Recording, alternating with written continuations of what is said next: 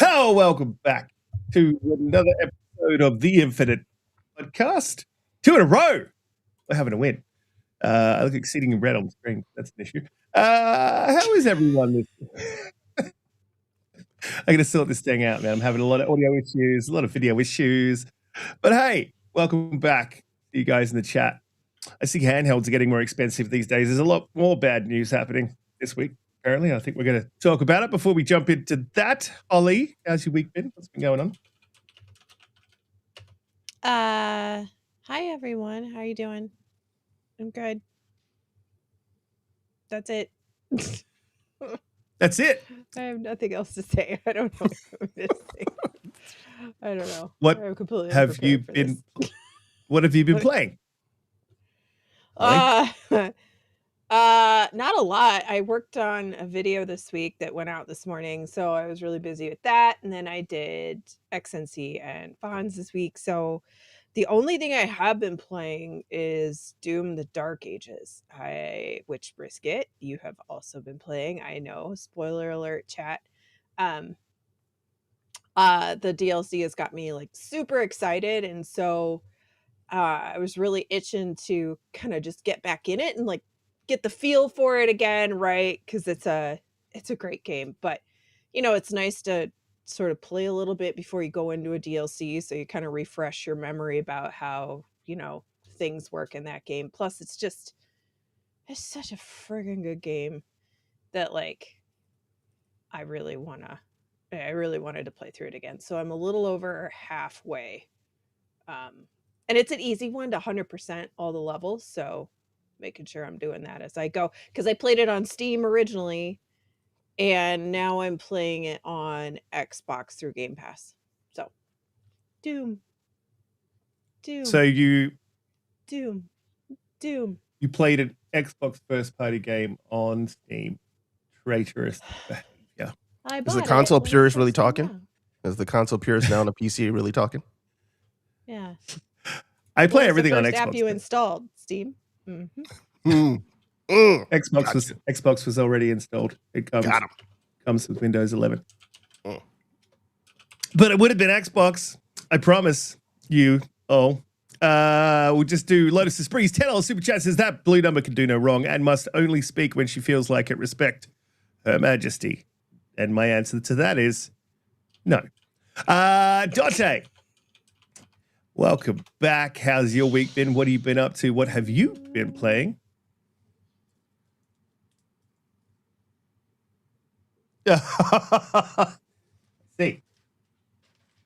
I see. It's actually unbelievable. Huh? You guys can kick a ball. You like call everything football, but actually don't use your feet for anything. So it's crazy. About? What? What's happening here? Have you just been muted? You're muted. Oh, crazy. Oh, this is good. This is even better. Oh, he's still muted. Oh, yeah. He's still muted. How did that happen? You're still muted. I didn't mute you. I haven't pressed anything. And you were like not muted in EV Mux. So I feel like you're having a technical issue. That's just great timing. It's fantastic. And it's good to see Americans using their feet for a game called football. Fuck you, EV Mux. This is not an EV Mux issue. This is 100% a Donte issue. No, he's still muted. Still muted. Yeah, I know, right? This is crazy. While Donte's fixing his issues, it really was him? I thought it was totally you. Nope, that was definitely him. That's what I mean. I'll tell you the truth. So what have I been playing? I played Doom: The Dark Ages. There's one achievement I haven't got, and I don't know why it hasn't popped because I've completed everything. Which one? At 100%.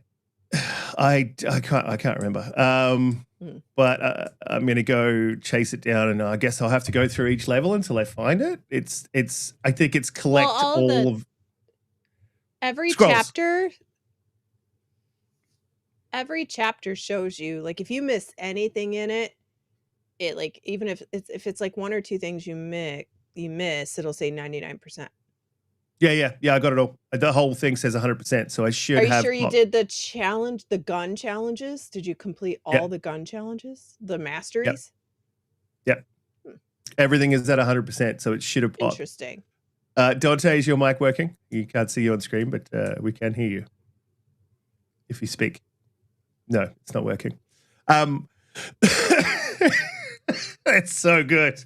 It wasn't me, but it's so good. It's like the Australian gods, Kangaroo Babdoo, came down and muted you internally on your system. You're muted on the. Yeah, no, there's a problem with your mic. Don't know what it is. So what am I playing? So I played Doom, got 100%. I'm playing Golden Eye. No, I'm not. What's it called? First Light. First Light is pretty good. It's very on rails. I mean, which is kind of good. I'm not a. I don't know yet. Well, it's on rails, right? So like there is you can approach. That. That's some weird Australian saying. What's that mean?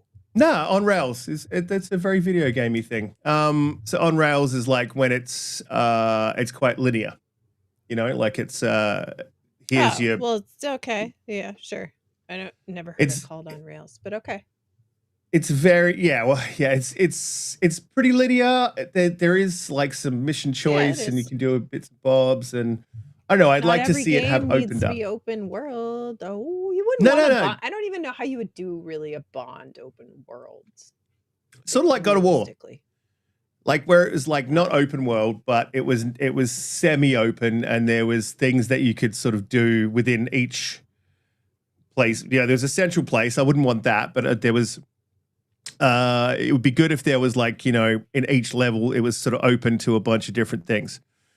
I guess, except that I guess like Bond films are very, you know, kind of over the top and cinematic, and you go very specific places. So for me, it feels natural that this game is just leading you. It's like playing a movie, you know, it's not playing a video game, it's playing a movie, but you are controlling a lot of what happens, right? Yeah, it's not super. Well, yeah, it's not like it's not like a Hellblade, to use a term. It's not like a Hellblade where it sort of locks. It's super weirdly that way, but yeah, you know what I mean. The other thing I was playing is the Division 2, and they have opened up the Dark Zone to just PvE. So Donte, I don't know if I can see you in the green room, but you're still muted. Have you checked your audio sources? Yeah. And I can't hear him, so it's time for obviously a new PC.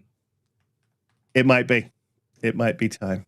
Yeah, so look, I didn't get a chance to go into the Dark Zone. So you can't say anything. Yeah. I didn't get a chance to go into the Dark Zone because it's not play anywhere, so it doesn't transfer over. Yeah. Which is unfortunate. So I had to sort of start the game again, and my God, is it beautiful on PC? Like it was nice. I'm looking forward to that. Yeah, I'm looking forward to 3. I'm pretty keen. Oh my gosh, yes. But they're coming out with that big update for the Division this fall that's going to add like a whole different mode, and there's a new DLC coming for 2, at least to hold us over until, fingers crossed, they get 3 done. Yeah, I think I can hear Donte now. I'm not sure. He would have to say something. Say something, I'm gonna. He's not saying anything. Nope, he's That's your dog. I can hear your dog shaking. You could. Oh yeah, he was just shaking. You could put him on the screen like a mime. He could mime his commentary. And what's been going on for him this week? Yeah, you could. How would you mime the games? He played Gears 4. He played Gears 4 with Colt. and he finished it. See, I can answer everything for him. Wee. He did. Those guys are having fun. You might have to do a full reboot, man, and then see if that you can get that thing happening. In the meantime, we are going to have to move on to other topics. By Donte. And it's sad because I'm sure that there was some like heavyweight gloating going to happen there, but yeah. The soccer gods have decided otherwise. Didn't eventuate. Mm-hmm. We've actually picked up quite a few people in the chat, and I think the reason being is because of the topics. This week it's going to be interesting, and Donte has got a fair bit to say about this one. So we're not going to talk about the layoffs. Just kidding. We are. So first thing I'll sort of preface this with is Ash's next 100 days Xbox reset, and I'll just verbatim read out what she wrote or what she penned to the team, and then we'll get into what's been going on at Xbox team. Over the first 100 days together, we've started to revive Xbox. Our platform teams have already shipped more updates in the last 100 days than during the prior year combined.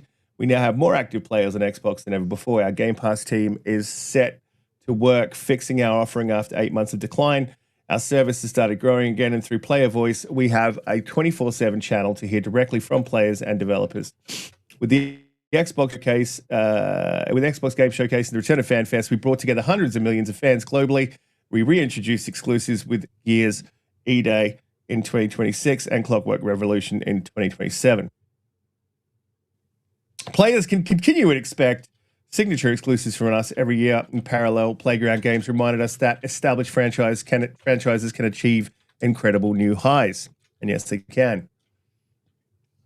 These results are early, but they demonstrate what is possible when we move faster, stay close to our community, and align behind a shared vision. We have made mistakes and will continue to make them. No shit. But what matters is we listen, we learn, and adjust the course where needed. Stop doing that. Remember, our fans are rooting for us. The adjusting course is what I'm talking about. Now we start the next 100 days. It's important to have both optimism and realism as we work to reset the business. Here are the realities that we need to navigate. Sorry. Over 1 billion players chose to play Xbox and our games each year, with a total of 72 billion hours across console, PC, and mobile streaming, excluding much of China and a few other properties. Our franchises are also among the largest. It's notable that she mentioned China there. Our franchises are also among the largest and most beloved globally, and are now breaking records in TV and film. Going forward, our competition is attention, and there are more great games, TV series, franchises, creators, content, formats, apps, etc. than ever before. We will end this fiscal year. Sorry, we will end I can't help it. Every time we will end this fiscal year at about a 3% accountability margin. Sounds good. It's not. Down year over year. Excluding Activision ABK over the past 5 years, we have spent over $20 billion on ongoing investments in our content platform and hardware subsidy.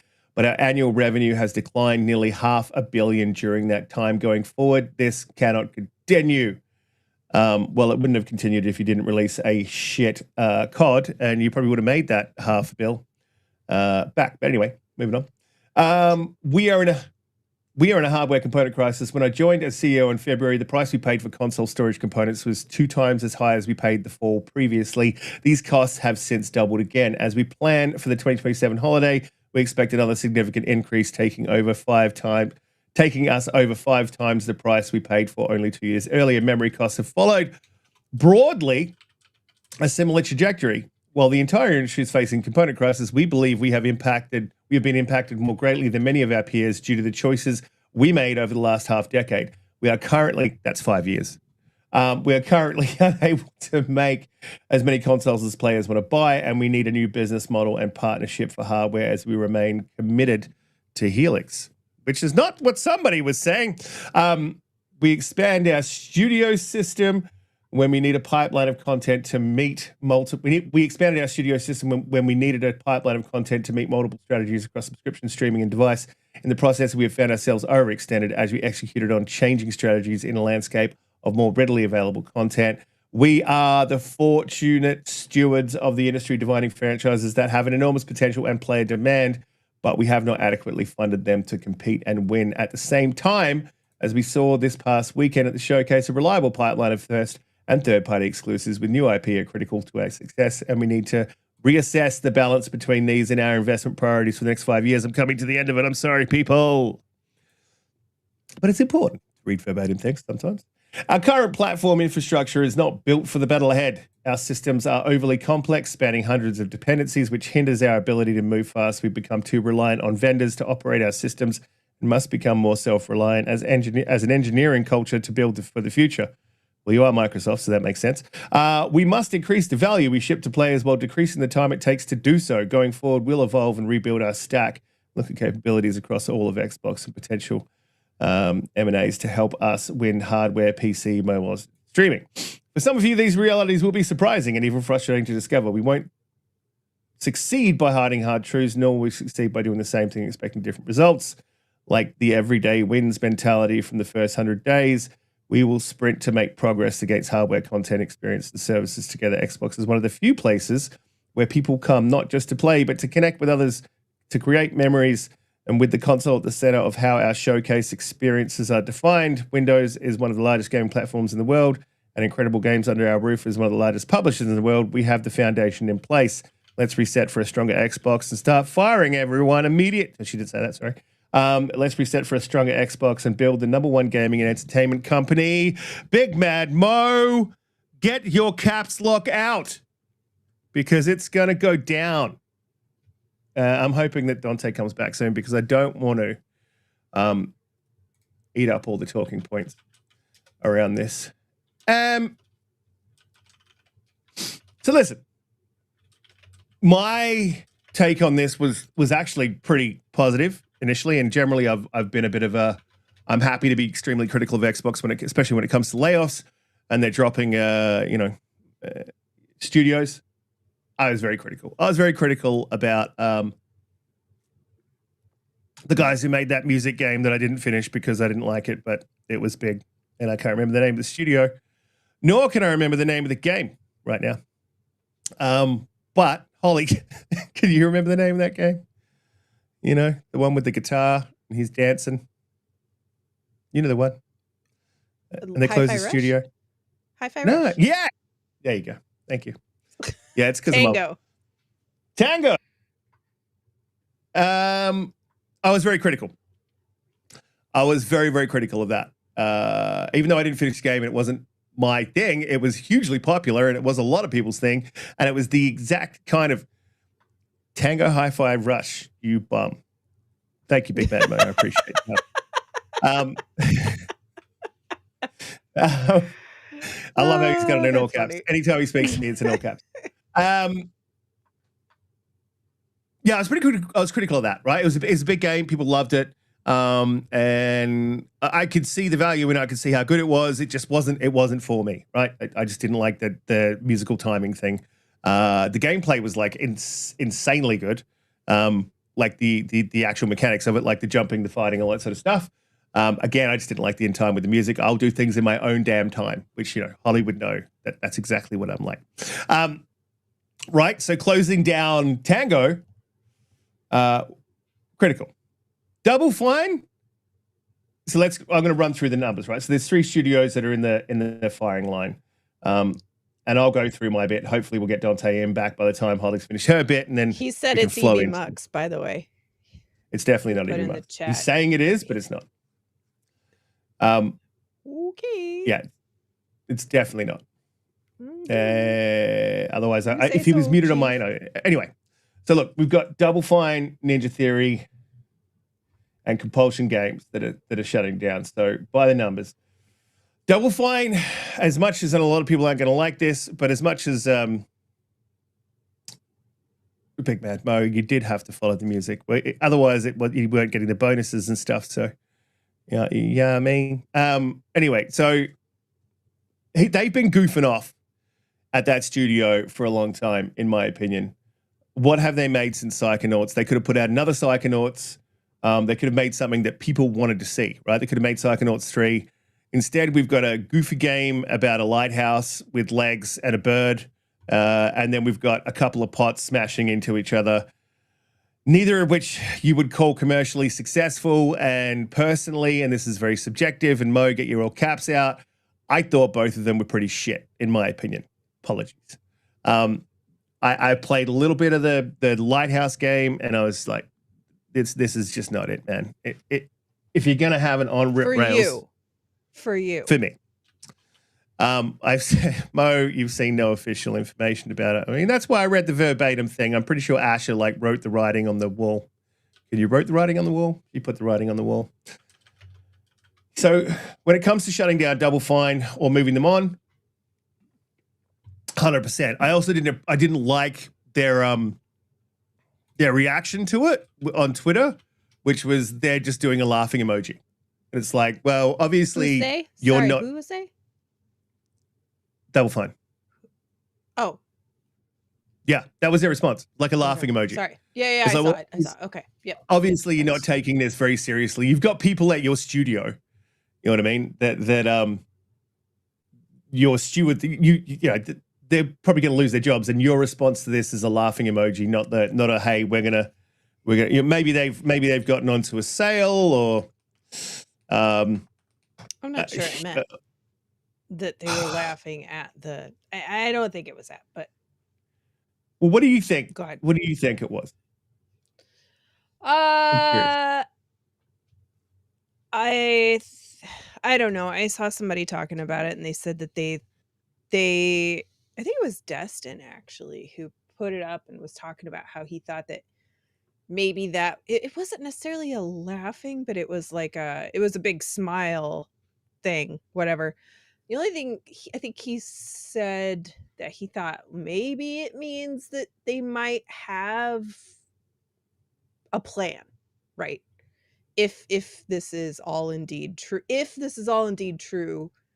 that, you know, they're good, they got a plan, they're not stressed, is what Dustin was talking about, which I could see. Yeah, and I guess that's sort of what I was saying. Like, is it that? But like, even if it is that, there's a lot of people losing their jobs, right? Not at Double Fine, maybe at Ninja Theory, maybe at Compulsion. Mm-hmm. Is it really the right response to put a laughing emoji on? I didn't like the attitude.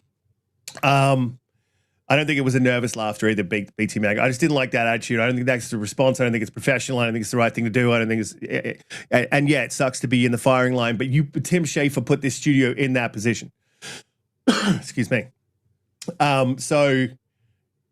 And I'm sorry, like, that it is goofing off, man. You guys are the guys that made Psychonauts 2 and Psychonauts 1. There's a little love for that game. There's a little love for that studio, you know, in the industry. And so...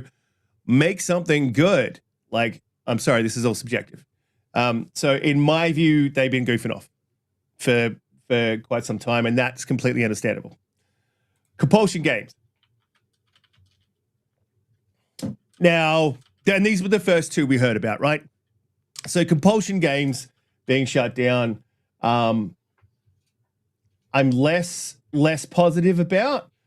However, I believe it was 7 years. You took 7 years to develop a game that mechanically, and like story was great, by the way, was really, really good. I liked the entirety of the game. It was tough to get through just because of the mechanics. Like, it was not mechanically sound. It wasn't really sort of fun to play. The combat wasn't fun. It was by the numbers. And the platforming was like, really basic. So again, I felt like an on-rails, in a bad way, on-rails experience where like you were just doing the thing to get to the next story beat. And that's very much what I felt with Compulsion Games. And after 7 years on the trot, you would think you would come up with something a little bit more fun to play. And Holly, stop me if you disagree with any of this at any time, or you can just disagree afterwards. Up to you. Yeah, I'll go after. Yeah. Yeah. So with 7 years on the trot, that's a lot of money Big Bad Mo said you're not mechanically sound. That's a very Riskit joke, by the way, Mo. So yeah, I didn't feel like it was mechanically sound. It wasn't super fun to play. Took 7 years to make. That's a lot of money down the drain. Do I think that it would improve, right, if they were to do a South of Midnight 2 or a similar sort of game? Then yes, absolutely. I think it would. But how much time are you going to have to invest into that, and where are they at with their next game? Because you would imagine they would already be in their next game, or at the very least at the back end of pitching. And so, and maybe have some prototypes. I mean, you can see that if you're running the studios. We can't see that. So I'm not. I completely understand that Compulsion and Double Fine would get hit, and I think it makes sense. I'm not overly mad about it. I think when you have a CEO come in and they look at the processes and the procedures and how everything's running, and she's been pretty clear that the way that things are running, it's not running in a streamlined way. They're not nimble. They can't move quickly on their feet. And so I saw this. This was always going to happen. Like I don't understand how people were like, oh my God, they're shutting down studios. Of course. They're going to shut down studios that aren't performing and have not performed. Also coupled with the fact that obviously Game Pass has not done what they want it to do. I think it's a great service. Don't get me wrong, but I got to be honest.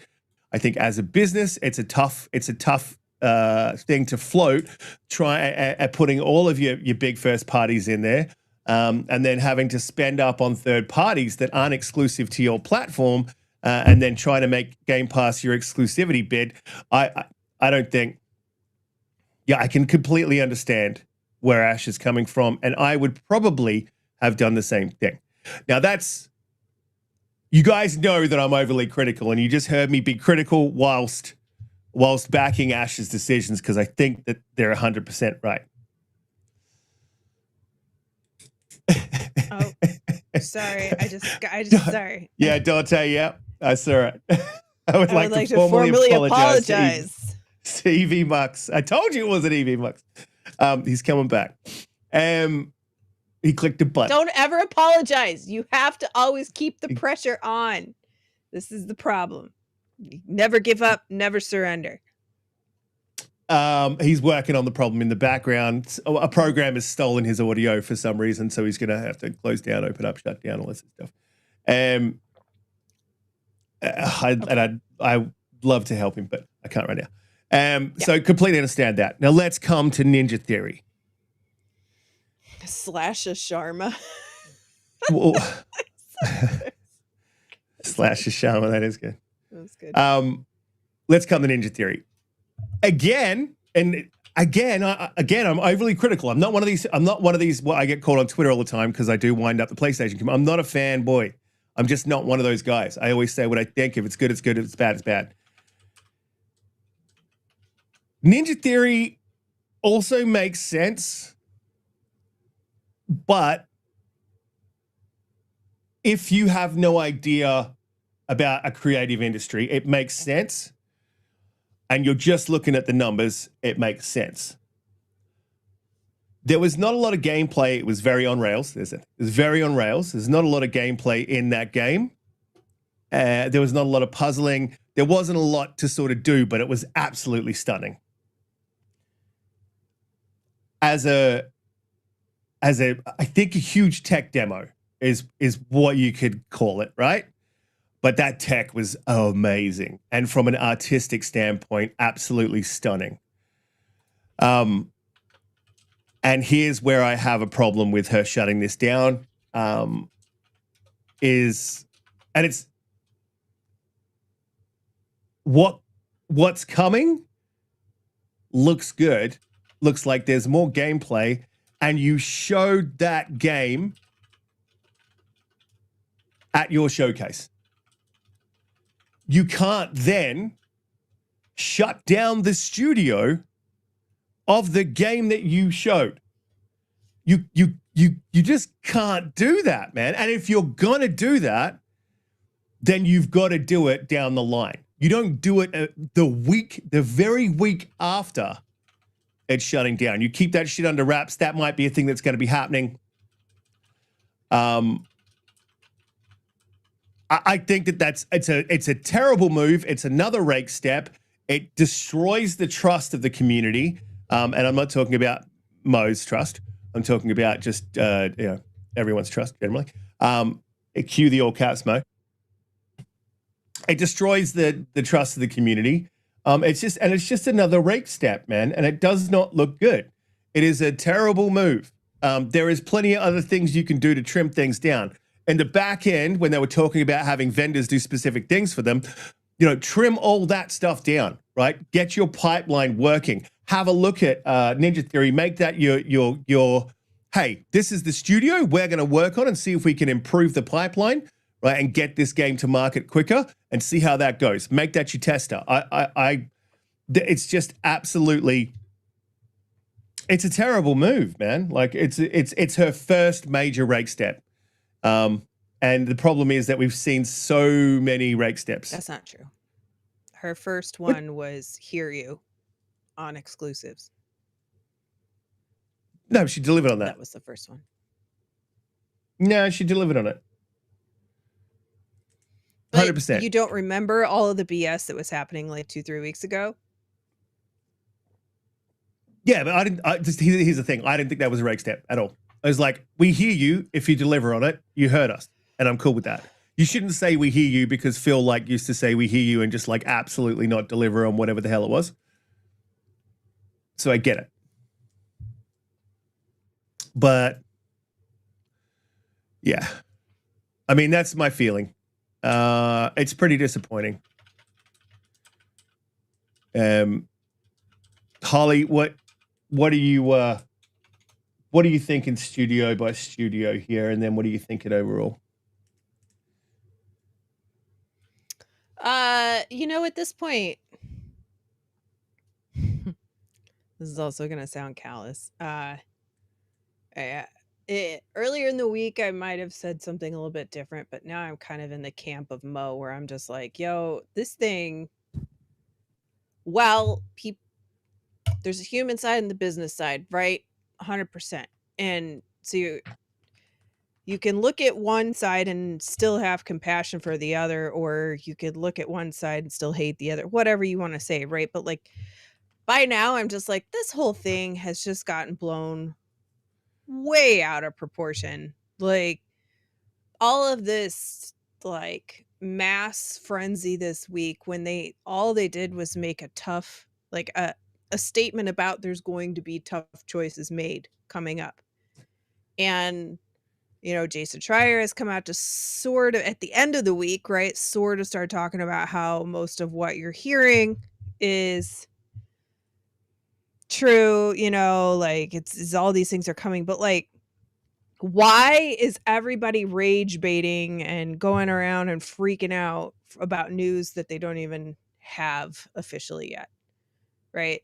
And even then, my sort of outlook on the whole thing is I'm the opposite of you, I guess, probably. I played 2 hours of Hellblade 1. I probably played 4 or 5. I played 1 to 2 hours of Hellblade 2. Those games did not resonate with me at all. They just weren't my jam. But I can also appreciate how absolutely stunning and the audio, right? The visuals and the audio are top notch, totally top notch. So for me, I was like, well, Ninja Theory, that super sucks because they're clearly super very talented. But what I wish is that they had been able to sort of do different projects in between the Hellblades, because Hellblade, it had the first one, right? It was a pretty niche audience. And anytime you have a sequel to most anything, right, your audience shrinks in a little bit, right? So like you made a game that was somewhat niche and visually stunning, audio perfection, whatever, right? But then the next game is the sequel, whereas I would have liked, and they would have been in a better position if they had been able to make something else in between, right? Doesn't mean you can't come back, but it would have been nice to have something come in between. Is the internet being wonky? Yeah, a little Or bit, I is it think. just me? Okay. And that's not to hate on Senua or Hellblade. It just didn't hit with me, right? And obviously it didn't hit with a mass audience, right? For the sales. And that's really actually all the problems on everything, is that with all of these is there were no big sales. They didn't break even or make money, right? You have to at least break even, preferably make money, but you have to at least break even. And so Ninja Theory, I think, kind of got, they should have done something in between just to show some more breadth. And I know there was Bleeding Edge in there, but like, it doesn't really count.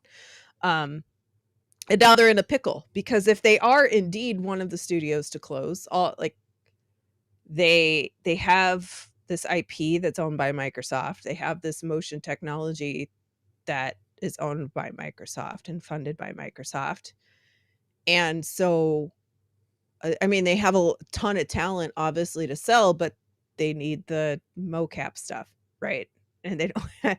So I did see, this is all, again, all of this is like purely rumor. Everybody needs to calm down and remember this is all purely rumor still at this point, sort of backed up by Jason Schreier, but like nothing is Still done rumor. until it's done.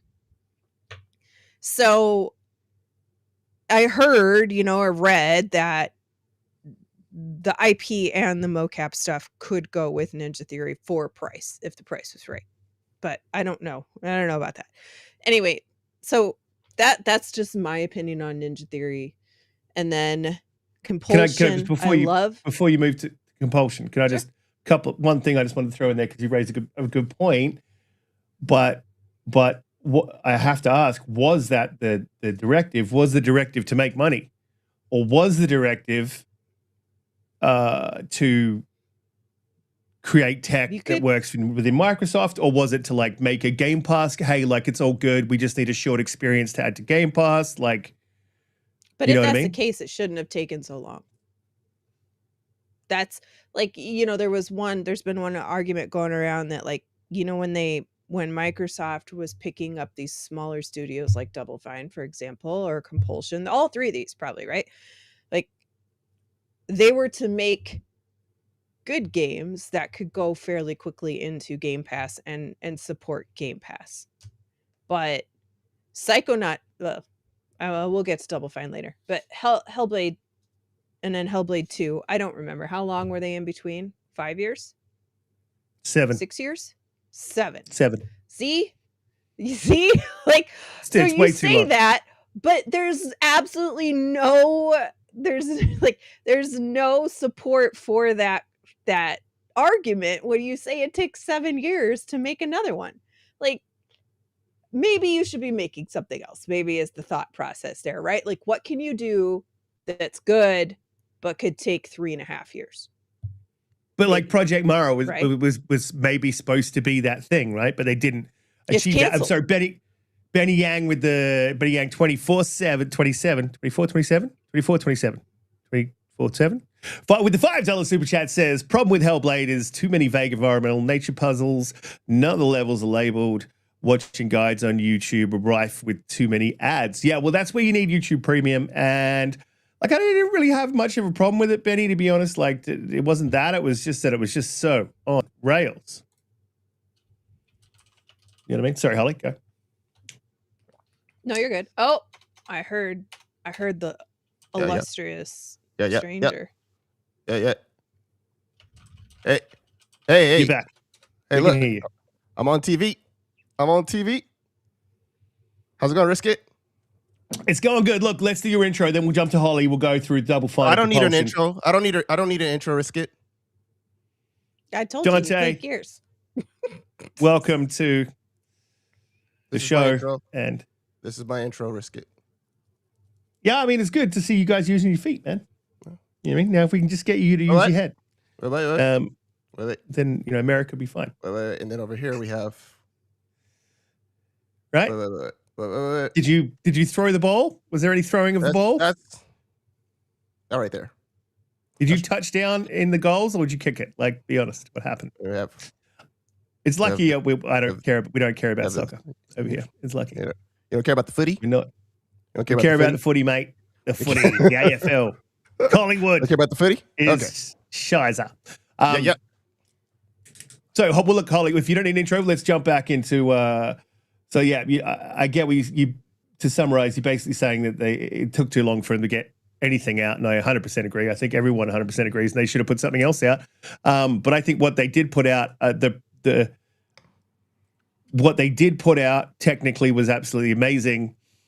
And I think that there's some utility in keeping that studio. Technically doesn't mean anything if the game's not fun or enjoyable. I mean, it was, yes, again, subjective. I think it was fun. Did you like Prince of Persia? I'm sure you loved Prince of Persia. Did that have anything to do with the audios or the graphics? No, but I love First Light. No, I don't love it, but I think it's good, and it has something to do with the graphics and the audios, because it has everything, path tracing and the ray tracing and the 5090, and it's just absolutely amazing whenever I turn on the screen. Sorry, I'm sorry. Please continue. Anyway, so Compulsion, I really liked We Happy Few. I didn't even, okay, chat, don't roast me. I didn't even play South of Midnight. Like, nothing about it interested me. I had no interest in it whatsoever. I was gonna play it because it was in Game Pass, but some other stuff had come out around that time, and I just haven't gotten to it yet. So and again, it didn't interest me, so it didn't rise up the queue fast enough, right, while other stuff was out. So I just didn't get to it. And clearly the sales show I'm not the only one, and that game supposedly cost $100 million to make. What? And again, like, that is not $100 million game. I'm sorry. That's the reports. Again, right? Like, how long did it take since they bought Compulsion for that to come out? Lotus says it's amazing, but also niche, which fair. And I was going to play it to give it a chance. I just hadn't gotten to it yet. And then Double Fine is where I stray from you, because I love Double Fine. I think they're a gem. They're the kind of studio that you just always kind of want to have around, because they make really special things. And sometimes they're big bangers and sometimes they're not, but they're always good. And Keeper was good. I played Keeper. Now, granted, the problem with Keeper was A, it wasn't expected, and B, the last half of it was really good. The first half was kind of like, it's all right, and then you get to that last half and you're like, oh, this is great, but it took that long, and that's a tough sell for people. And honestly, we've been waiting since 2020 for another Double Fine game, and we thought it was, and I'm sure they have a big game in the, like, close to completion right now, because you can't tell me that all this time all they've done is Keeper. I think Keeper and Kiln came sort of out of that same program, which I actually thought was a great idea. Like, you can crap on Kiln all you want, that's fine, but just remember, they literally talked about how this wasn't a game that they all sat down and said, this is a game we're going to make. They let everybody, like, jot these little ideas down about other experiences they want to try, or they want to flush out, and then the staff just kind of work on it a little bit here. Like, the person who came up with the idea and maybe one or two other people work on it during just a little bit of downtime, and then it finally gets to a place where it's like really close. So then they just put the rest of the studio on to just knock it out in the last, couple months or whatever it is. It's not like they're dedicating their real time at the studio to making that. And I think that's a fantastic idea, to kind of give other people the opportunity to still keep, you know, their creativity going, and it still lets them bring together and show, you know, other things and it not be a huge deal or a huge problem. But where is the big game that they were making or are making? And I don't know. Psychonauts was a huge hit, huge success. Psychonauts 2 when it came out. So I don't know. That one, and it's unfortunate because Tim Schafer literally sold to Microsoft right before Psychonauts 2 was finished because they just ran out of a budget by like this much and they needed some extra financial support. And Phil Spencer said, come live in the Microsoft bubble. We'll help you. We'll support you. We'll keep you afloat. You can bring Psychonauts 2 out and you can come and do your thing in Game Pass. And so they took the financial security blanket. Anyway, that's my rundown. But in the grand scheme of things, everybody's freaking out, and I just think it's just way overblown until actual decisions are made. I just think this whole thing is just kind of gone off the rails. And and it's Ash, like Ash is a new CEO. Every CEO makes new cuts. And the gaming business, even not just Microsoft, all of them, the gaming business isn't healthy. So new CEO and the gaming business isn't healthy. There's going to be mass cuts, and it's not going to just be Xbox. It's just that Xbox has the most to cut because they are the furthest behind, and they're basically resetting, right? The entire business plan. So I don't know. It's going to be something not unique to them, and it's going to be tough. But I mean, you can. Okay, it's gonna sound gross, and some people are gonna get all salty, but like, Twitter, you know, became sort of a technical disaster for a while after it was bought. But that's also because they came in and they cut like 80% of the staff, right? And good or bad, I don't know if that's good or bad. I'm just saying, like, but they still made it. They're still around. It's still functional. It might not be as great or whatever, but it's still functional. So, well, I'm just saying, right? Like, there's every new CEO comes in and does a big thing. And honestly, I'd rather her do one major cut right now and that be the end of it for the next, 2, 3, 4 years, and let them start to hire back than to do some now, do some in January, do some next July, right? It's better to just come in, do it now, and then build up from there. That's do it. Do it. Do it. Shout out to Mr. Bushido in the chat. You're an absolute pain in the... I mean, legend. Legend. Love Legend. Bushido. There you go. There's your forced shout out. You guys, bro hug it out. Bro, hug it basically out. A Timu Infinite Umbra. Lotus Esprit. Don't take that, Bushido. Lotus Esprit with 5 memberships. Shout out to you. If you got a membership, please shout out to Lotus Esprit. He is fantastic. And Mr. Bushido can't do anything now because he's fully a member. He is locked in. Holly, look, I just on the Twitter thing, I think like, and this is like a broader thing that I've seen throughout the big businesses that I've been involved with. I've been involved with like the last place that I was working for was like over 500,000 people employed across the planet, which is absolutely, it's like one of the biggest companies on the planet. And what I saw is a lot of bloat, a lot of processes, a lot of ego, a lot of old ways of thinking, a lot of people getting stuck in things where you could completely, a lot of money being spent in places it shouldn't and not being spent in places it should. And I think that happens within every single business, 110%. And then when a CEO comes in with fresh eyes and sees that, they make those decisions. Obviously, new blind spots crop up, and other issues and things. Systems break before they're repaired, as you mentioned with Twitter. And personally, I think Twitter is running fine now, and if not, it's actually running better. I had multiple issues with, just for instance, like GIFs loading. I put a GIF in, it would load for 3 hours, and then it'd be like denied. and then I would have to find a specific GIF that works. So I didn't like where I was pulling the GIF from. So things like that. I haven't had many of those technical issues with Twitter, I think in it's recent also months. built back up too, right? Like you cut all these and then you're like, okay, whoops. Or Where do we okay, need to now restart? we need, people with different skills or whatever. So you start to hire back. I think that's generally what That's what happens. companies tend to do.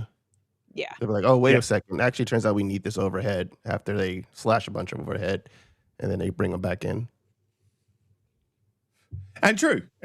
But, there'll also be a lot of fat that gets cut that they don't need. And I think Microsoft probably has a lot of that bloat. Like, I think Xbox has a lot of that bloat. I think, I can't remember her name, former developer. She headed up Gears. Kiki?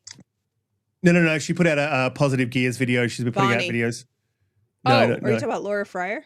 Laura Fryer. I watched her new video today. Yeah. So she pointed to a lot of this happening in the background as she was leaving. And you can imagine the amount of time between her leaving into now. There's a lot of things that have sort of come up, and I don't know. I feel like Ash is a little bit more cutthroat than Phil, and I think that's needed at the moment. It is needed. So while I don't agree with the Ninja Theory cut, and I think it's great, I saw this coming. Like that was my reaction. You guys saw it in the chat when it was happening, and I was like, well, this is always going to happen. It's terrible, and no one likes layoffs, but this is 100% coming. Donte, me and Holly have sort of gone through Double Fine, Compulsion, and Ninja Theory sort of separately, and then done a bit of a, an over Laura Forehead. Mo, she made a positive video, man, and that is a wild forehead. I have to say, I agree. It's not a nice thing to say, Mo. Not a nice thing.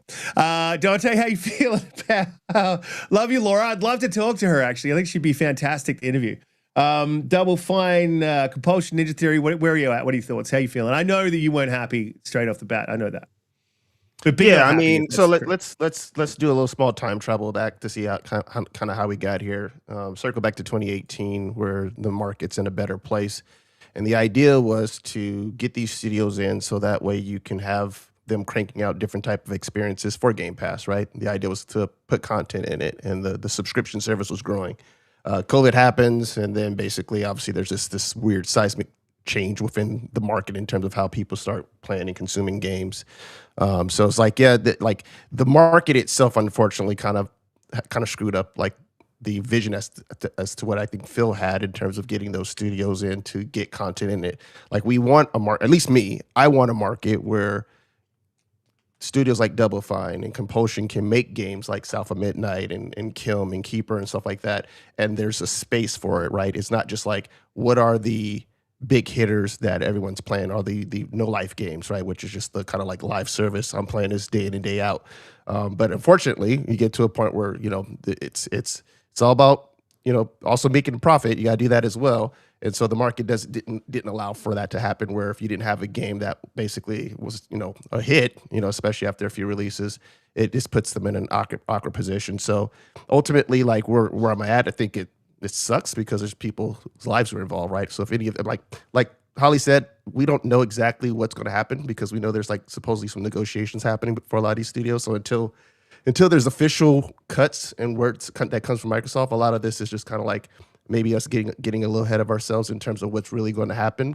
I'm hoping that some of these studios, if they are kind of trimming down, that they have the ability to like negotiate themselves for their own release and then hopefully be able to survive. Because, I think it's never a good thing where we have less studios being able to make different types of games and experiences. I don't think that's a good thing where, you just have to accumulate talent to other studios and then they're just making whatever game that company wants them to make. And like, you're stuck on something like you're working on COD forever, or you're working on Sea of Thieves forever, or something like that, right? I don't think that that's a particular space that I want to see, gaming kind of go down that direction. I'm really like, while I understand what happens if they're cutting Ninja Theory, well, I understand it because of the fact that Hellblade 2 probably didn't do what they wanted to do and the cost of it. Like, I wish that at the time it was being managed, that maybe someone came to them and said, well, what you guys made with Sinia, you should have made for Hellblade 2. I think some of that falls on whoever is greenlighting it and saying, wait a second, we want to make sure that this next one comes out and is definitively a hit for you. and what's the best opportunity of kind of blending, both worlds, like the technical stuff that you guys do really, really well, the beautiful audio stuff that you guys do really, really well. But at the same time, you guys have also made really, really action-packed games like Heavily Blade. So why don't let's incorporate a little bit more of what you're doing in Senua, or what we hear Senua is supposed to be about, and put that in too. And maybe they could have avoided even being in this situation if what we're hearing is true. So I'm hoping I don't know, I don't know if we're talking about about why Xbox put them in the showcase, their reason for it. I guess I kind of get hoping to find a buyer, but to me it just came off a little bit shady. It's kind of be a little bit more transparent. Like, you could have shopped for a buyer behind the scenes. Don't put someone's game on a showcase, giving us this idea that it's coming sometime next year, and then all of a sudden, there's a possible chance that game doesn't get released if they don't find someone to actually acquire them if the rumors are true. So. It sucks all across the board unless we hear that some of these studios are able to negotiate their negotiate themselves for release, or if they're purchased by a reputable publisher that actually would do good with them, right? I don't want to assume get purchased by a Tencent or something like that, where you kind of go to die. It's all about getting proper talent into a place where they can actually make. Nurture their talent and actually get us games that we want, as opposed to, you got one chance to make a hit, and if you don't hit that first chance, and chances are you're out of there. And that's kind of what it feels like for Compulsion to a degree, because this is their first game really underneath the Xbox banner, right? So it's kind of you guys had one shot to really kind of do it, and they did really well by it in terms of it winning accolades and awards and providing a wholly unique experience that I don't think I've ever experienced in any other game since I've been gaming all these years. But at the same time, it's a business, so you got to have something that's a hit. And it also harkens me back to a conversation that was having with Holly and Colt on XNC a couple of days ago, which is kind of a part of me has to ask the question that I think is uncomfortable, but it's how much has Game Pass potentially impacted these studios? I'm talking about in-house, not third-party. The first-party studios, how much has day and date impacted some of these studios?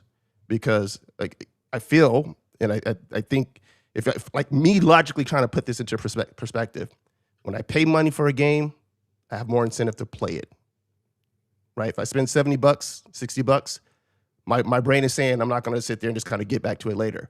When I know a game is forever going to be inside of Game Pass, I can get back to it later. I can be I'll eventually get to it. It's on my back burner. Unfortunately, Doom the Dark Ages is like that for me right now, right? I know I'll get to it because it's going to be there. But I want to play that game. I just haven't got to it yet. If I had bought that game... I would argue, though... Yeah, I would argue, though, I would Sorry. Yeah, but I'm saying if I had bought that game for me, and just speaking of me, I'm not, this could be different for other gamers, but if I had bought that game, my urgency to basically make sure I get through it would have been, to start it and play it would probably been a little bit higher because I know I spent that amount of money. And so I think the day and date to a degree, and also knowing that they're forever going to be inside of the Game Pass service as long as Game Pass exists at least, whereas third-party games will have a timeline, right? They maybe a year, maybe a little longer depending on how popular they are, and then you'll see they're leaving soon or whatever the case. So a part of me has to ask that question, potentially could that have hurt some of these studios by having stuff in day and date, and then just gamers never ever really getting around to playing those games and engaging with it. So I don't know. We'll see, man. We'll see what happens. I'm hoping it's not the bloodbath that some are fearing, but I agree with a lot of what you guys both said, and I think me and Holly are on the same page with this, where new CEO comes in, there's always going to be changes, right? And she did say that they have to kind of reset, and then to me, a reset is never you kind of keep everything as it is, right? There's some big changes that need to happen. It appears to me that they want to run a little bit more lean, and then kind of focus on nurturing the more for sure bets. I just hope that we get back to a place where they're willing to take more chances too, right? I don't want us just to be well, we're only going to focus on the things that we feel for sure will sell 2 to 3 million copies at least, right? I don't think that's a place that I want to be at within the gaming space, but we'll see. Holly, you were going to jump in on that because Q-Tang Clan said that's a good question. Does Game Pass devalue the experience? And that's a very much a shorthand way of saying what Donte was saying. What do you? I don't. You would argue? Yeah, well, I'll not argue. I just don't think that questioning Game Pass now is really probably the thing I would do, because I think we've seen, right, that Game Pass and Call of Duty kept it afloat through a lot of these years.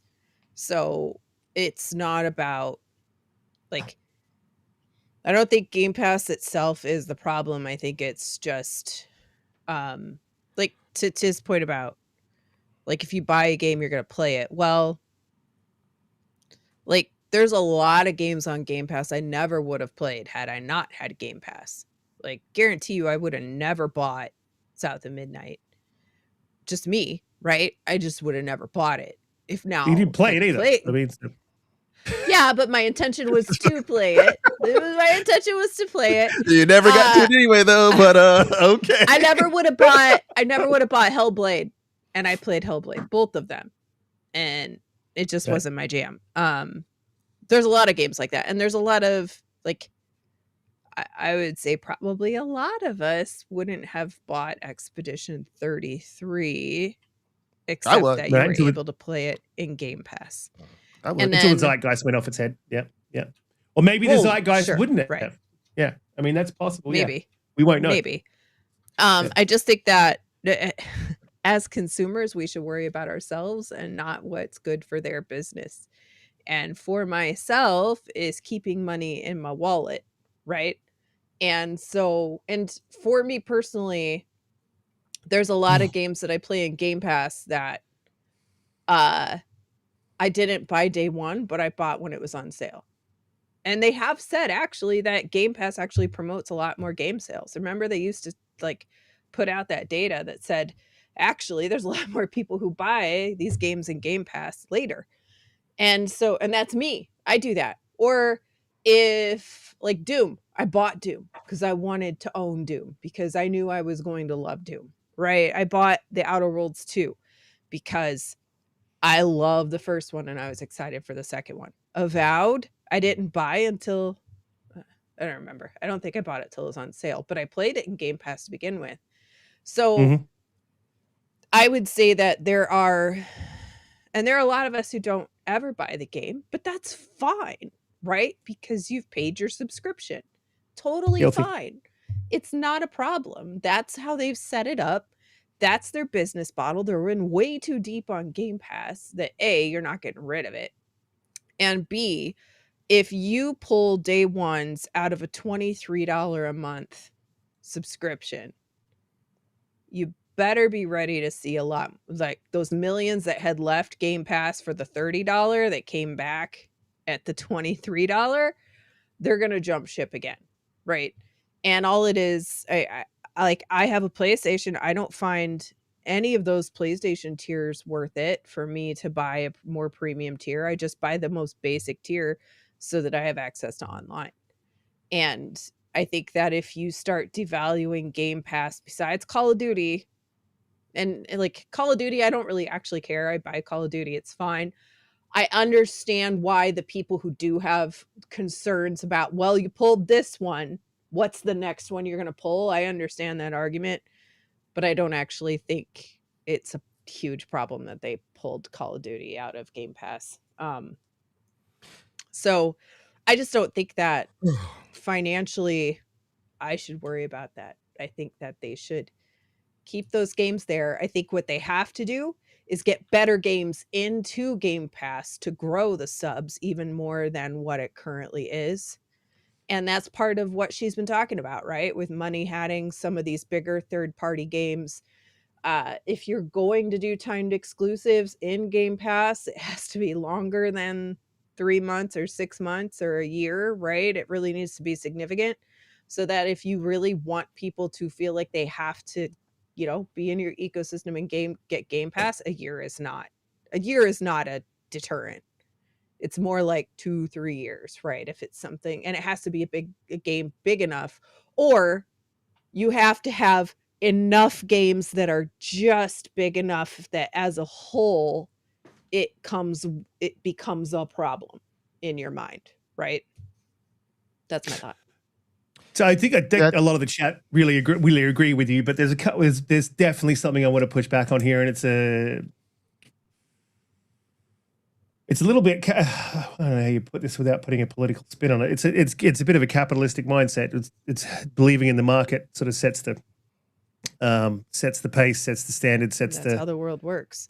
Creates the competition, right? So if that is true, then what is good for business is good for consumers, in a trickle down way, right? And so when it comes to Game Pass, I'm just saying, when we're talking about it, I don't want to say, oh, well, poor Microsoft, maybe they should raise, or maybe they should pull those games. No, it's poor me. I have 12 bills due on Friday, and I don't want to give Microsoft more of my money for Game Pass, right? Like, and if they pull Game Pass, so be it. What's the worst that could happen? It's the same as, what's the worst case that could happen is if they get rid of Game Pass. Well, it's just like how I play on my PC, right? You either buy games in Steam, you find code somewhere on a website for a little bit cheaper. Maybe you wait 3 months and it, becomes 25 or 30% off or whatever it is. Like, you just make a priority list at that point, right? But so what I'm saying is that when you drop Gears of War E-Day into Game Pass day and date, you potentially, I'm not even going to say potentially, you very likely have just done yourself out of millions of dollars of sales, maybe even hundreds. Absolutely. So, but Matt Ball talked about that, and he exactly said, like, we're looking at this as a short-term hit. It's a upfront hit for a long-term, like, it's going to dip, right? Their revenue is going to dip because of not having those PlayStation sales for a little while. But they're looking at it as there's going to be a return on investment in the long haul when you start showing that all of your games, or this subset of games, are always going to be only on Xbox, right? Got to get Donte in here because I think you've tried to jump. No, I'm saying I think a couple of things can be true, right? Like, yes, Game Pass is a great value. I'm not arguing against Game Pass being a great value, and I've completely taken advantage of the fact that I've subbed to the service and can take advantage of these games day and date. But you also have to be kind of realistic too and take an honest look as to, could this potentially have impacted some of these studios like that? I think that's what I'm trying to do, is to be open in terms of, like, you can't just ignore it and say, like, oh, there's no chance whatsoever. If that was the case, they wouldn't have changed their mind on COD and pulled COD from Game Pass.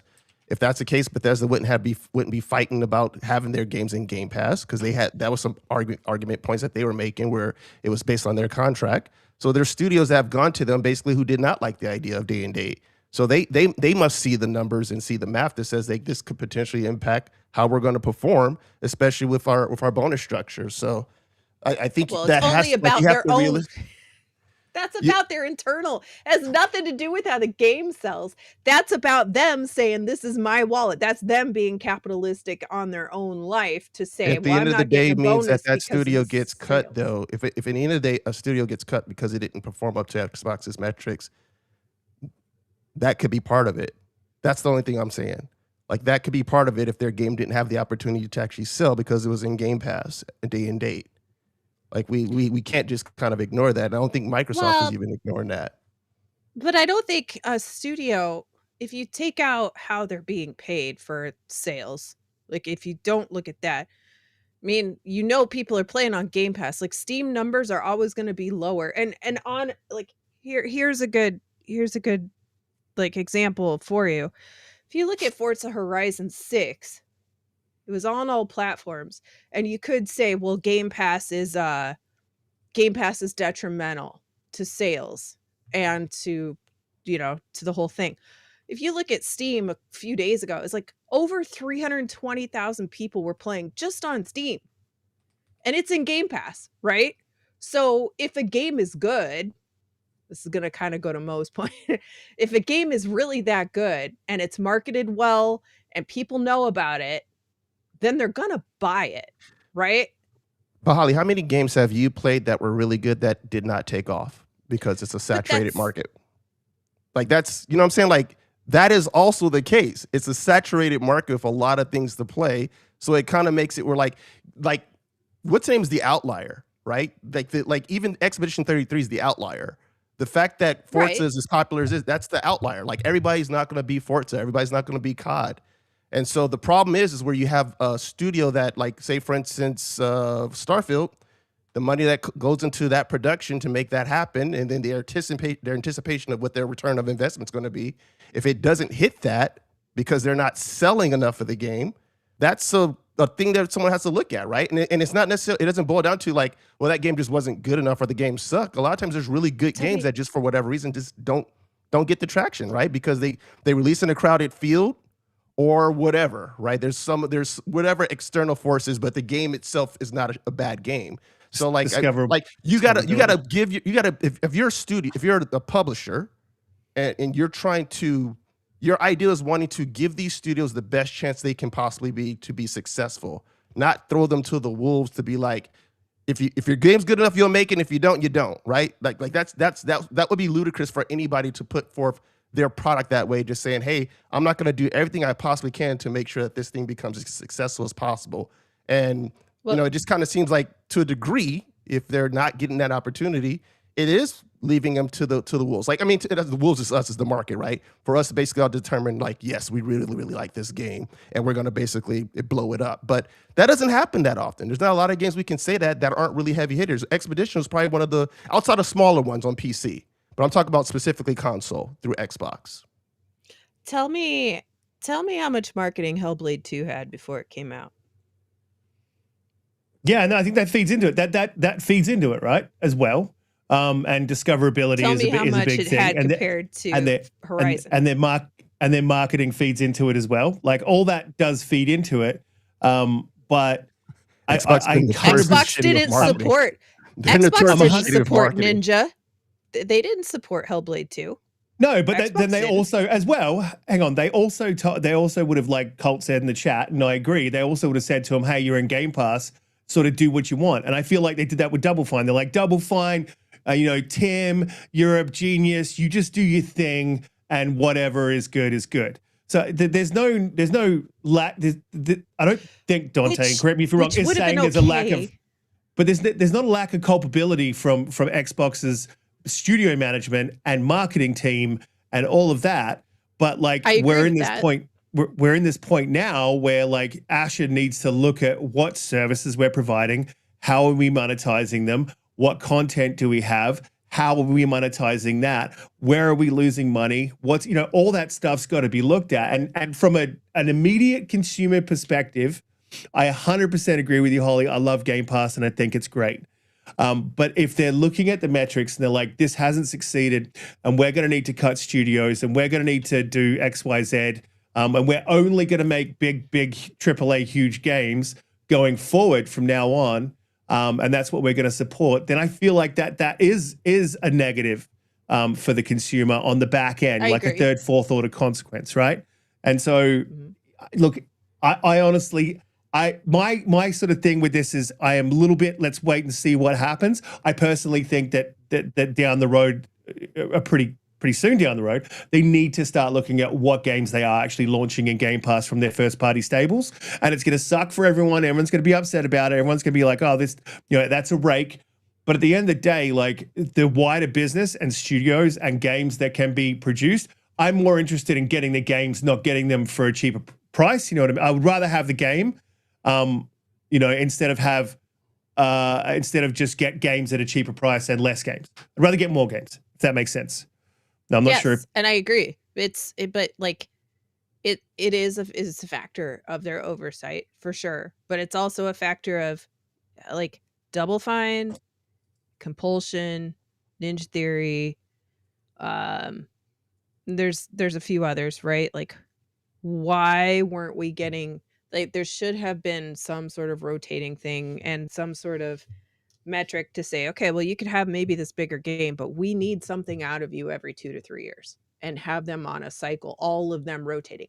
That's also part of the problem. It goes back to that conversation about it took 7 years for Hellblade 2, right?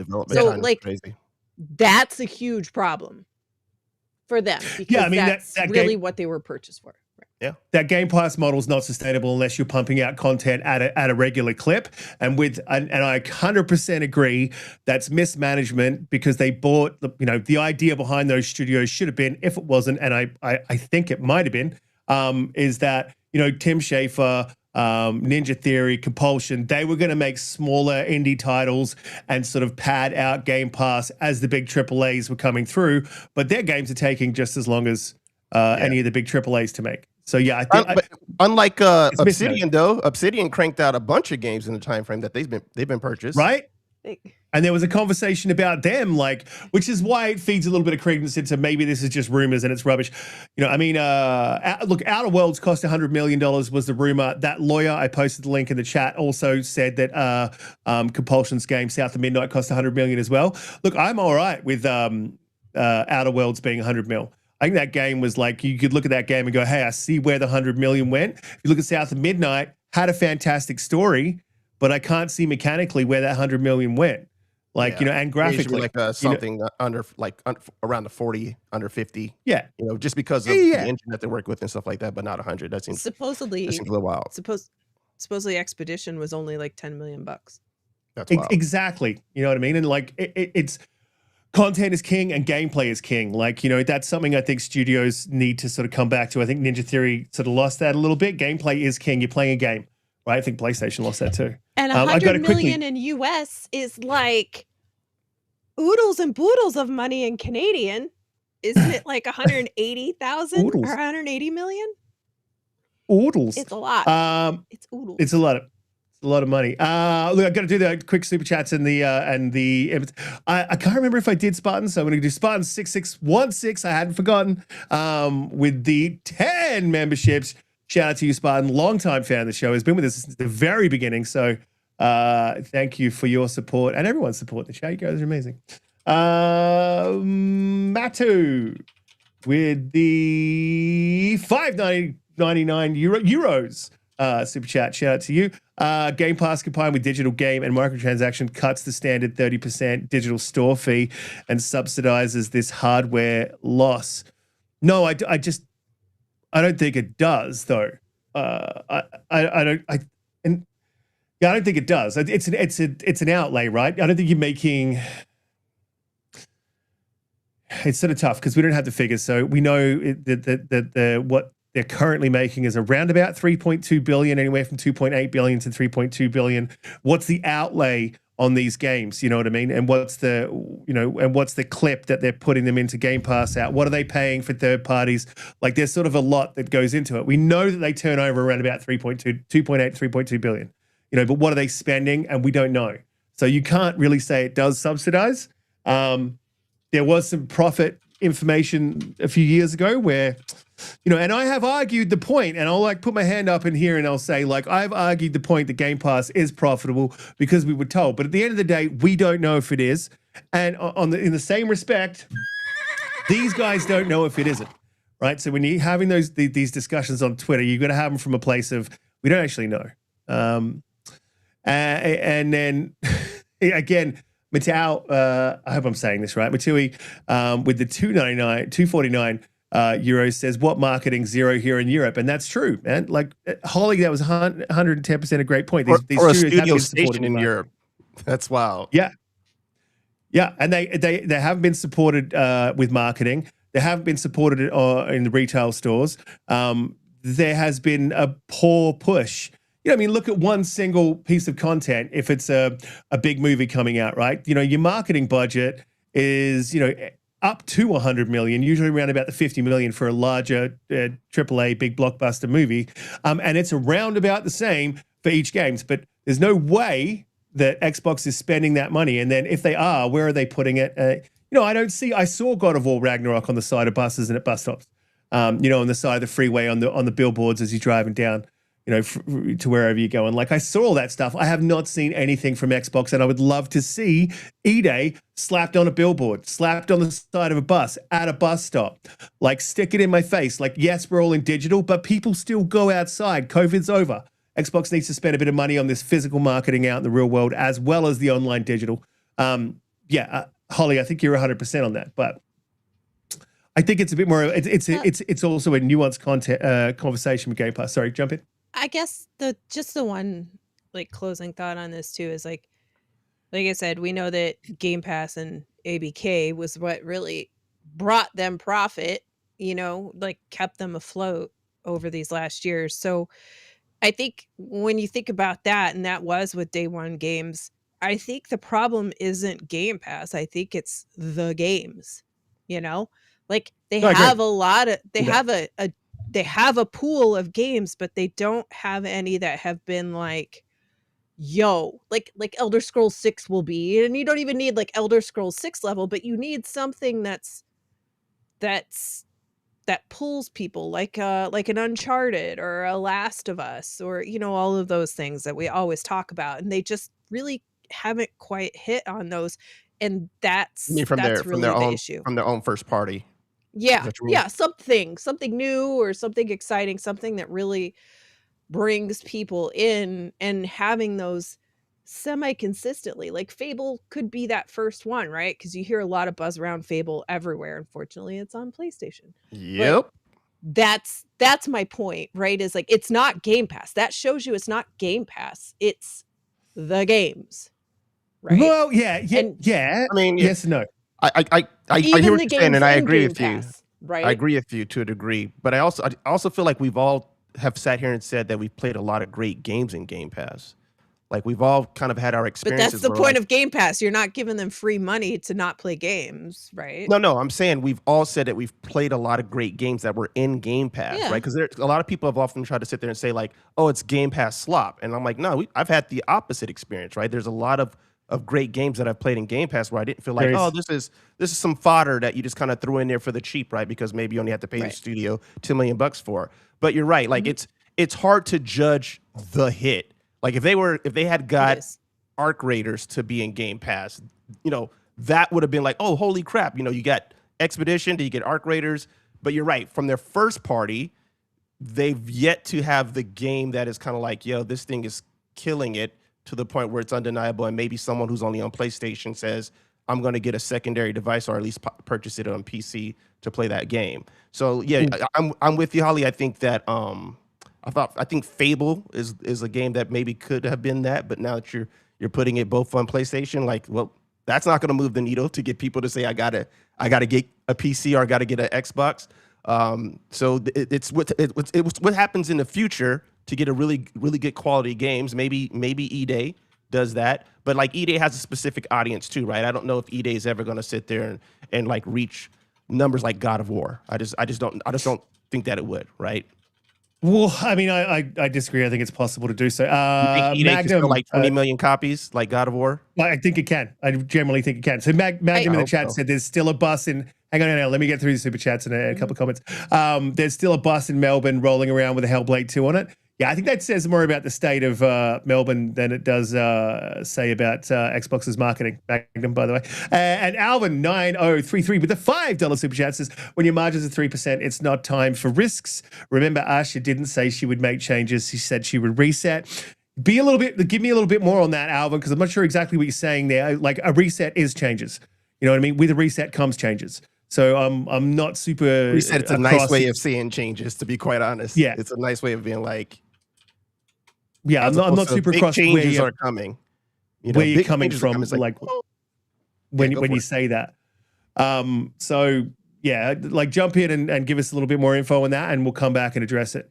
Just make sure you at me so we don't miss it. Yeah,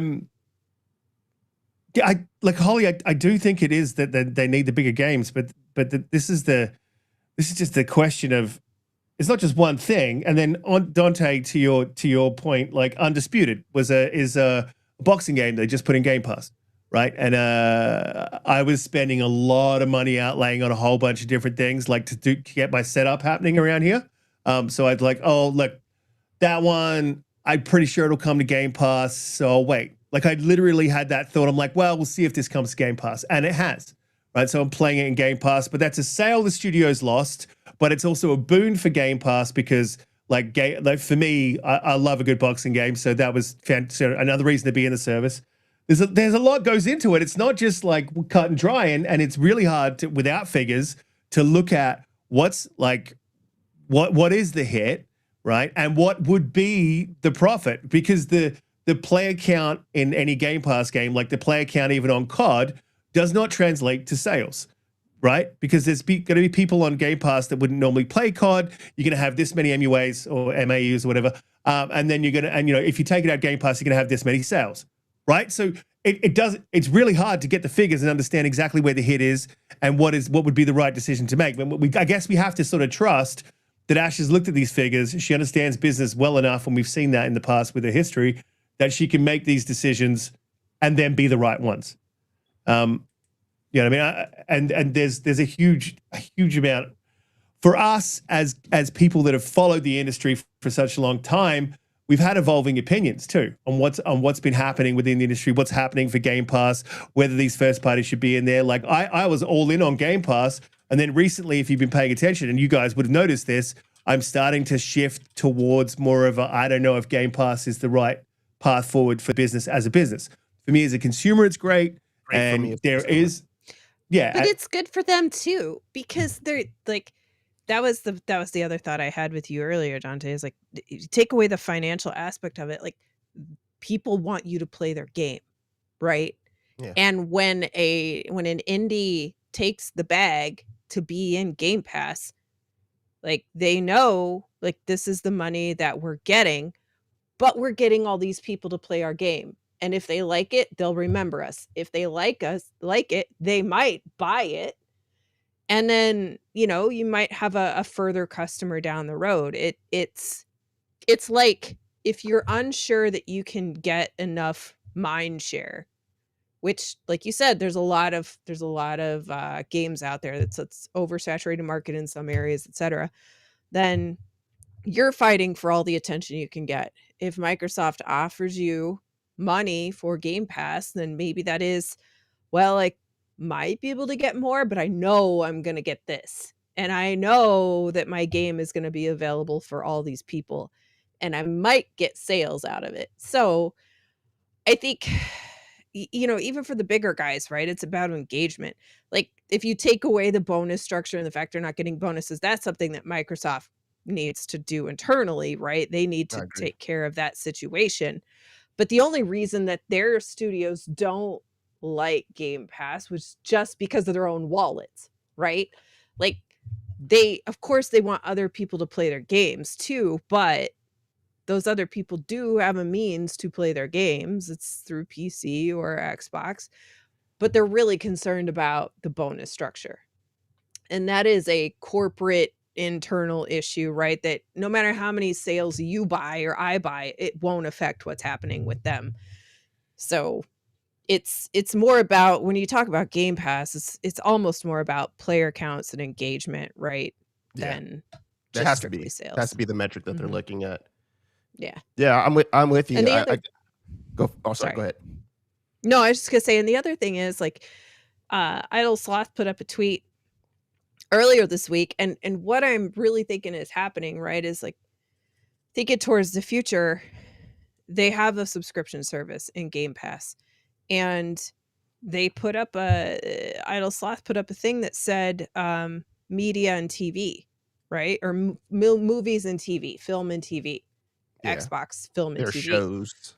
Yeah, so they're clearly ramping up to have another wing of other types of forms of entertainment. So imagine if your Game Pass now included a subscription service to TV shows or anime or whatever it is, right, that has a tie-in to some of their properties. And that's thinking long and big term, like long term and big. And it's something that they could do. Something Sony could do, right? It's just, and they're better equipped for it just because of all the properties that they have in both already, familiar right? With entertainment.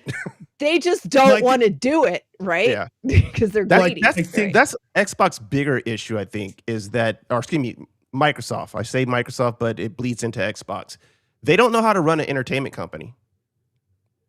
They just don't, right? Like, even if that is the strategy, let's say, with the movies, TV, the shows and stuff and movies they want to put out for some of these games, you would think that you would have like your games to go along with these titles, right? How long is Fallout been out now where we have not got a next major Fallout game.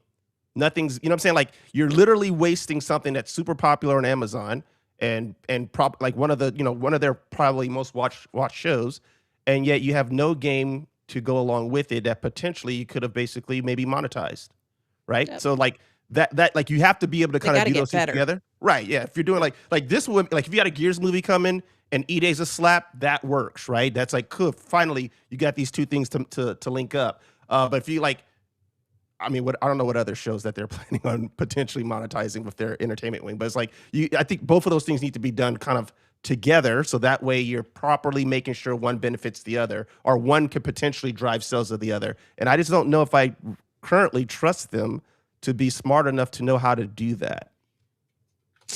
Historically they haven't, and to your point, Holly, I missed a bit because I was writing and doing a couple of things, but I think what you were saying is, and I feel terrible for this because I usually am very good at listening to what you guys are saying, but I think what you're saying is this is a Game Pass in the future could be more of an entertainment subscription, you know, so games and other content.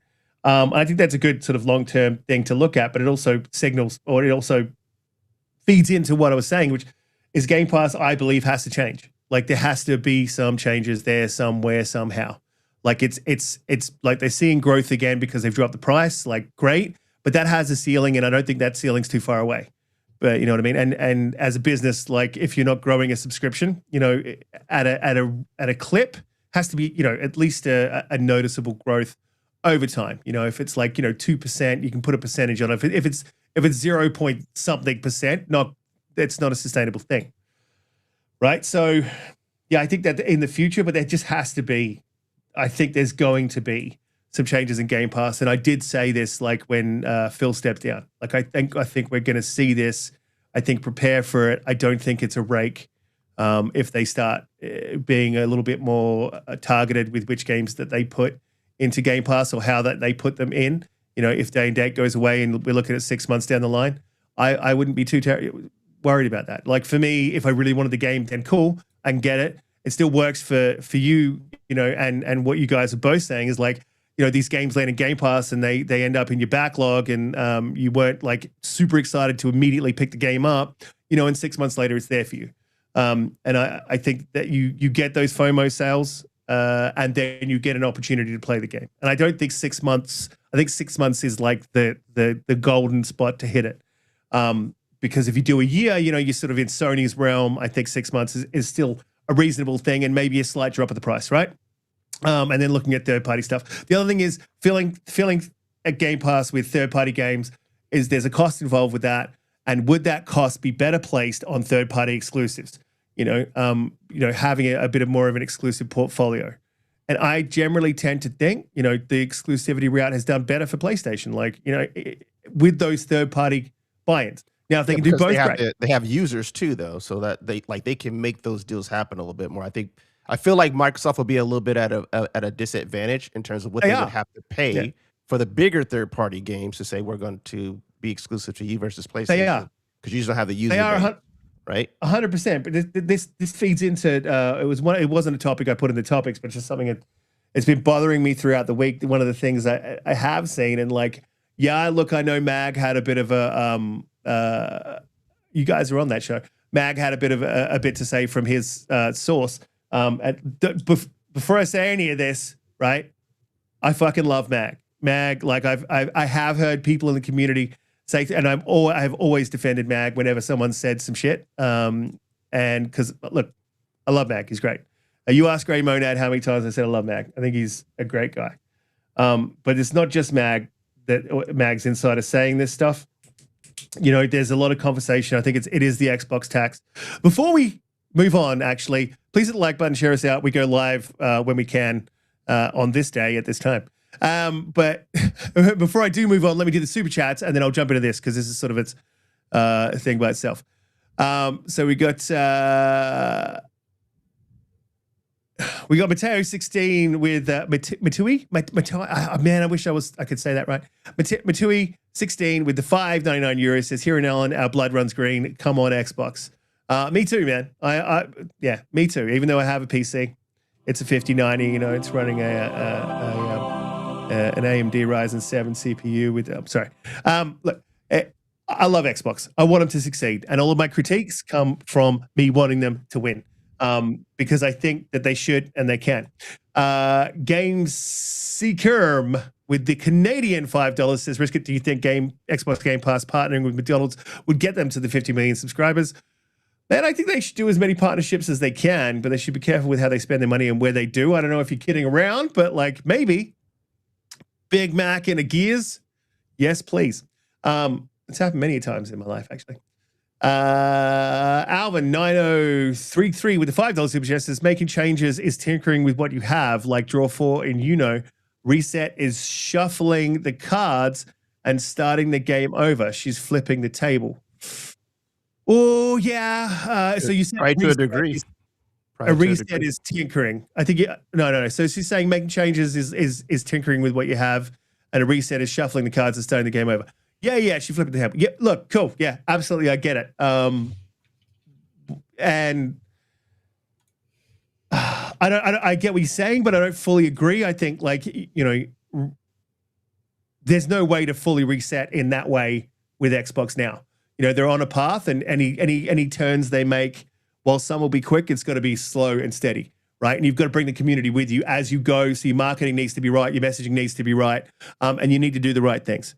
And you need to shore up those leaks, man. Like, I'm sorry to look, we all hear things. Like, I know Holly hears things, Donte hears things. Anyone who's in this community hears things from like other creators, or you might hear things from people you know. And we all hear stuff, right? They got to shore up those leaks. Yeah. It's good. It's good. I like hearing stuff. Like I've heard about a bunch of stuff that has happened well before it's happened. Haven't said anything. Occasionally I'll say something to these guys or like whatever, or I might say something to another creator, whatever. But like I've generally sort of learned my lesson with one of the bigger things that I said that got out and ended up being correct. But and Jez even turned around and said it wasn't going to happen. The Hellblade 2 thing. So and I learned my lesson. I copped a lot of flack, and I'm just not up for that. But those leaks need to be shut down, so that when they make these decisions and they can message it how they want to with these decisions. 110%. So yeah, I get you need to shut up. You what? Do you think they need to shut up a little bit? No, I don't. But I'm going to get to that. That's on the list. That is on the list. Absolutely on the list. Because there's a bit going on with the Xbox tax, and it's definitely a thing. Matui, I hope I'm saying that, with the €5.99 says a quiet. It's my two, isn't it? My two. I'm sorry. I'm Australian, Where'd you get the Matui? Yeah. Well, if we're in Australia, that's what we say. I'm just saying. No, well, and also there's New Zealand, and it would be Matui or Tui. If there's literally a Kiwi name, a Māori name, and it is Tui, and it's TIU. So that's why probably I'm saying Matui. But it's Matai? You saying it's Matai? My two. I'm sorry, my two. Press 1 for Matui. Press 2 for my two. My two. It's actually Matthew, I think. Is I it think just it's actually Matthew. Matthew. It's Matthew. Matthew. Yeah. Matthew 16. Okay, man. I'm really, really It's sorry. the I sneeze apologize. version. Phonetically sound it out for us, bro. Please. I am so sorry if this is it's your real name too, because it's like would be really frustrating, especially these English speaking bastards. That was more French than it was German, and I apologize for that. Also, it says acquire Valve and make COD exclusive on Xbox and desktop, laptop, PC. Thoughts? There's no way that they could acquire Valve, and there's no way that Valve would sell. It's not a publicly traded company. And I think, it's better to have the competition in the PC market so that Xbox has a reason to make a better PC app, and they need to work on that. It's not terrible, but like it could be a lot better.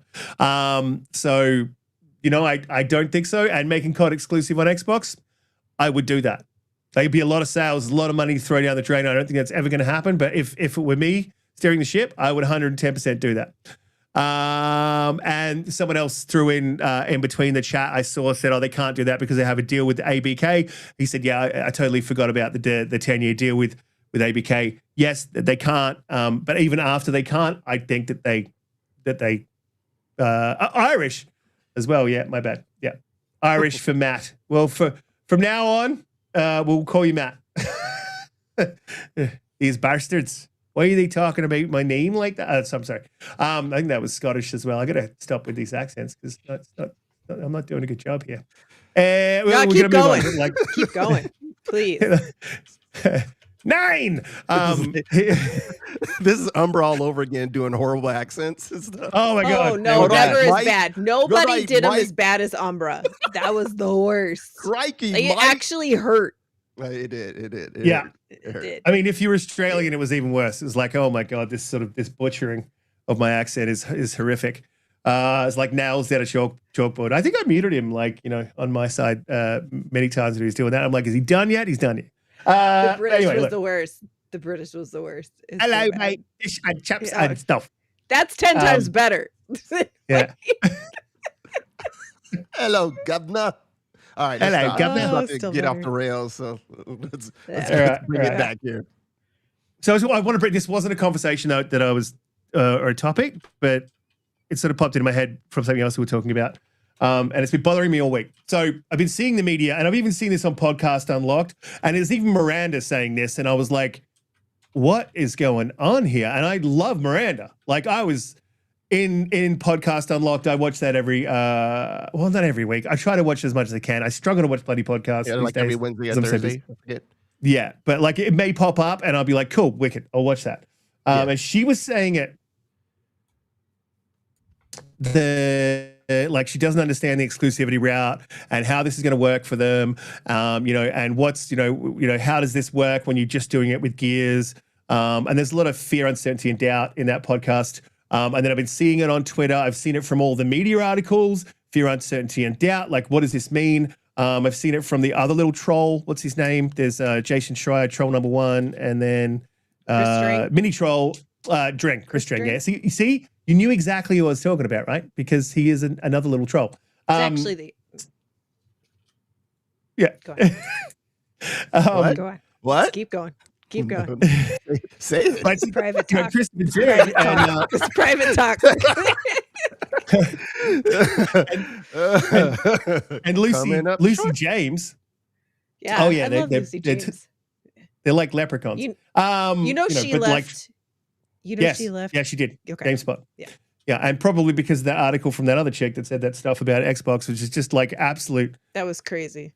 Yeah. It was weird, man. It was some weird political shit she was inserting into, like, my political stuff means I don't like Xbox because big corporation bad, and I was just like, that's weird stuff. And if I was GameSpot, I'd be like, I'm really sorry, but you're out. Like, I would 110% kick you out for that BS. But anyway, moving on, right? We've seen a lot of this, right? And then also watching Colt's show the other day with Mag, and us. and you guys, ignore you us? guys. You were there? I didn't want to associate you with. I'm associating Colt. No, I'm kidding. Kidding. I love.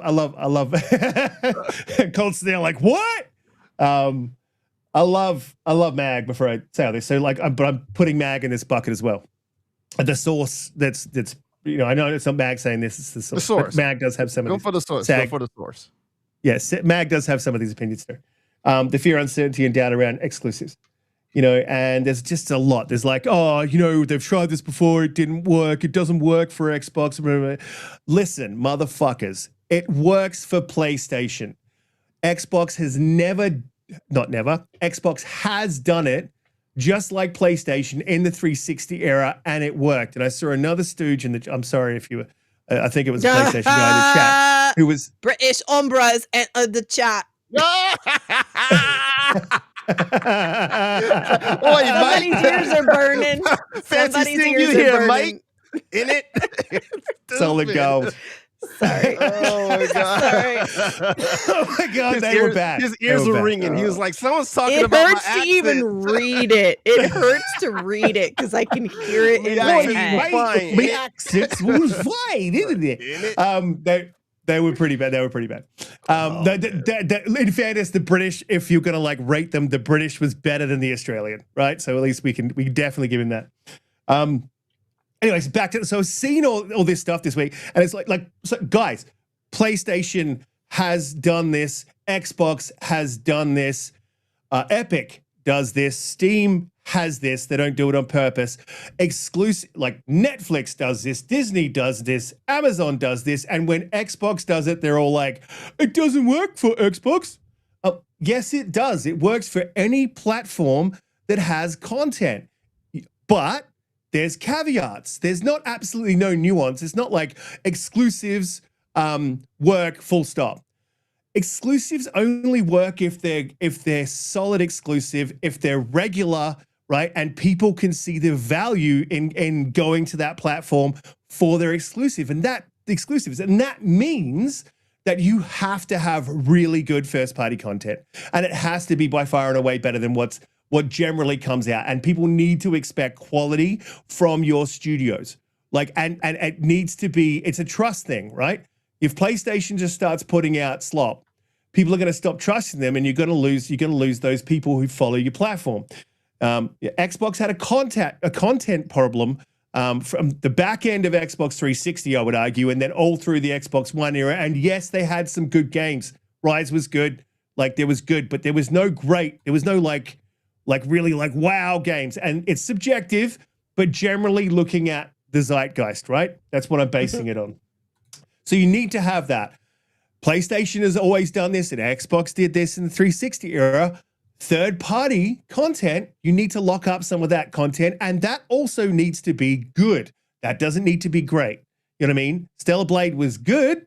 It wasn't great. I know Holly thinks it's, but Stellar Blade was Umbra will be in the chat like Stellar Blade was amazing. But Stellar Blade was good, wasn't great, right? And that's the third-party content, and that's the balance. And I'm not understanding how people in the media are like, oh, exclusives don't work. And yes, it's a bit of a weird thing, right? They're like, you can't just have Gears and Clockwork. And it's like, no, you can't. And I'm sure that that's not the plan. That is definitely not the plan. But they've just dipped their toe back in, right? And they're not going to go, everything's exclusive, right? And they should, don't get me wrong, they should with Fable. But this weird shit that's happening in the media, and I'm even seeing it from Xbox Positive creators, is just a clear demonstration that there is an Xbox tax. It seems like people can't think their way past this Xbox negative bullshit, and it's absolutely crazy. And again, when there is critiques to be made, oh look, it's the Timu Umbra in the chat, Mr. Cheater. But there is a weird now fat instead of that now Kith. But there is this weird tax. It's like, and I'll be critical of like things that are critical, but like exclusives work. We know it works. It's been demonstrated multiple times.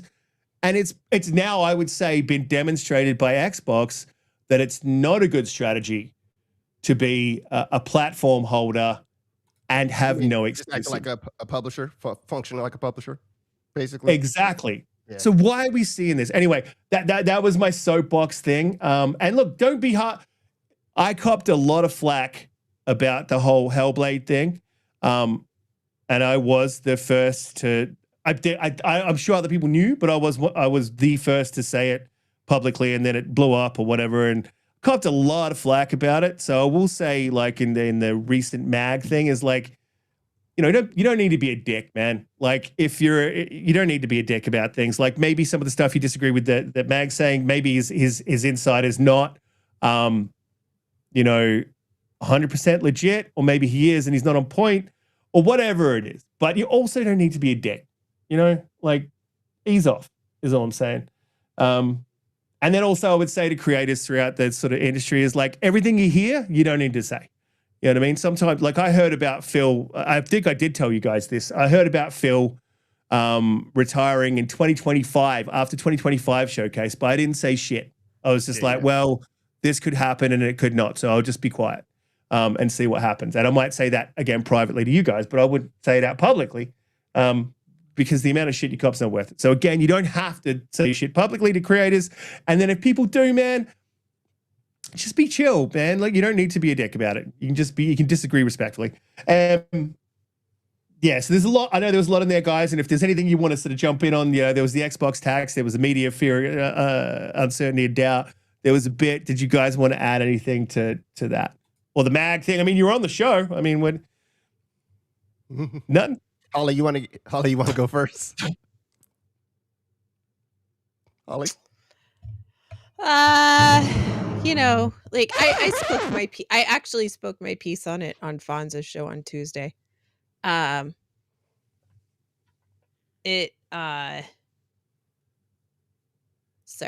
I just saw something in the chat. I I love Meg. Meg's a wonderful guy. We hung out in LA together. He is super cool dude. Agreed. I just like working in a I work in a government and corporate environment, but working in a corporate based style environment, right? Very professional it's just it's tough to think like it would not happen, at least in my experience, that if an executive wanted information to be shared with people, even if it was a back channel move, more than likely they would go to like a Jason Schreier or a Chris String or somebody like that, right? To get that information out. Definitely putting things in writing is just a whole nother level when it comes to professionalism, because once you put it in writing, then it can be tracked. So that just becomes a little more problematic. And a little like you're going to get fired, right? Like you may even have bigger problems than that, but you're for sure going to get fired if you put stuff in writing like that. So I don't know. I guess I would just say I have no idea who this person is that he talks to, and it may very well be valid, but I would say that I just would think of myself and first and just make sure that what I've got is true and is facts, and if I didn't or wasn't completely 100%, then I probably just would keep it and see how it plays out, right? Just to vet the person a little bit more. That'd be probably my response. Just quickly to Fonz, just real quickly to Fonz. Yeah, I didn't see your show. I didn't see the show. Like, and I know that you. I heard that you said that dude was a fake insider, but like that 100% wasn't aimed at you at all. Like that was honestly me just seeing what was happening on Twitter with the clipping Red Dragon, and I think it was Clunt and is it Clunt? Is that his name? I ended up having him blocked. But he was like big Xbox positive, but he went a little bit too like tribal one time, and I was like, dude, blocked. So yeah, I saw a few things mostly on Twitter, but yeah. And Fonz, if you did call it out and say that there was a fake insider and that's your opinion, that's okay, man. Like I'm pretty sure knowing you would have done it fairly respectfully. So yeah, I will go back and have a watch, but it wasn't aimed at you, bro. Donte. Yeah. So first off, like, shout out to Max. Max is a really good dude. Had a great time meeting and hanging out with him for the weekend. So like, I know, like, in terms of the person, there's nothing to even debate in that regard. And I don't know who this source is. So, if he believes that this is to be legitimate, I can't be mad at him for maybe putting faith in this person. But I'm in line with Holly in terms of like, it's just not worth it unless these things are properly vetted to a degree, right? Because it just seems like maybe like not everything probably needs to come out. And the way that email reads, it does kind of read to me like someone who, it doesn't seem like someone who's really who feels like they're proud of where they're working, right? It seems like someone who, if anything, kind of almost has like an axe to grind to a degree. Maybe I'm just reading into it too much, but it seemed a little I don't know what's the word I'm looking for, but basically it didn't come across as someone who's like, hey, this is what our company's doing, and even if, even things that your company may be doing that you're unhappy with, unless you've been fired, you have somewhat of a positive attitude swing to certain things, but that one just seemed kind of like everything that we're doing is pretty much sucks, and everything people are saying publicly is a lie. And I was just kind of like, all right, whatever. Well, it remains to be seen. If at the end of the day it turns out that he's vindicated, then people will owe MAGA an apology in that regard. But it just seems like I said after the showcase, I'm like, I give it a couple days before I start seeing negative information come out. It's just like clockwork. Now, Xbox obviously didn't help because of some of the news that we've come across over the last few days with the studio closures that are rumbling. But in terms of like articles about strategy, right? Which seems to be like I get it. Xbox hasn't done a really good job, especially with the change of perspective from, we're kind of putting our games everywhere to now coming back to something that's going to be a little bit more exclusive or wanting to get focused more on exclusive. But it's disingenuous to me to come out and sit there and say that I don't understand why you would do this. It won't work for them, but it works for Sony. It works for Nintendo. Matter of fact, I know that for forever, this was the biggest thing that you were harping against Xbox for, was that what is the incentive for me to purchase your console? If you're putting your games on PC and on PlayStation, I have no reason to buy your console. So it seems disingenuous to come out and be like, I don't understand what your strategy is. Your strategy is there's someone new who's in place who's saying, hey, I'm recognizing that the brand means something. And in order for that to be amplified and get the fans happy, I have to give them content that only they can get on this particular piece of plastic, at least for the console space, right? So if someone else coming in making a change, why are we kind of doubting that? Now, you can have concerns about the execution, right? And I think we all probably do, where, yes, we probably like to see how serious they were if we saw that maybe Fable got pulled and then the Halo reboot or remake gets pulled. Then that maybe signals a little bit more if you're just saying like, hey, things that have been Xbox tentpole games are not going to PlayStation. I get it, but I think there's contractual things that kind of prevented them from doing some of the stuff that they wanted to do. But at the same time, like, you can't sit there and say that there is no particular plan. It's just not as clear as we would like it to be. But the plan is to say, hey, I need to give people a reason to purchase our hardware. Simple as that, right? So talk about the execution, but don't downplay the idea that you don't understand why exclusives matter now, where forever they've mattered, right? I remember being told specifically that Xbox is dead because they don't have exclusives. All their games will come to PC. So we got to make up our minds in this regard as to what we're going to harp on and dig at Xbox for. Like even Fonz recently came out. Fonz never really believed in Xbox stacks. Even Fonz came out and said, you know what? I think there's something there. Right? There's a bias that exists, right? And that's basically what it boils down to. There is a bias that exists. It's prevalent for gamers. It's prevalent for those in the media of things that they prefer, right? And Xbox is owned by Microsoft, which has not had a good track record for being the big bad corporation. And that trickles down to Xbox to a degree. And I don't think a lot of people in the media ever really got over that. I think they always are going to kind of keep them one and the same in that regard. And Xbox, in a sense, kind of gets shit on a little bit for the same things that maybe PlayStation is doing that PlayStation will not get the same flack for. So that's my rant. I don't know if that's the why, though, dude. Like, that's my rant. I mean, sorry, Holly. I don't know if that's the why you like the Microsoft Xbox, 90s thing.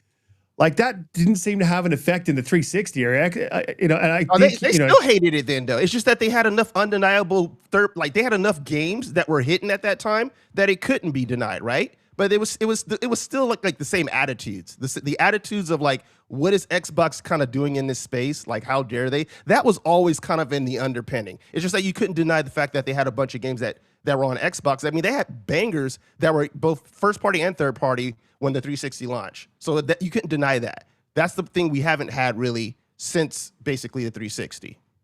Especially in that.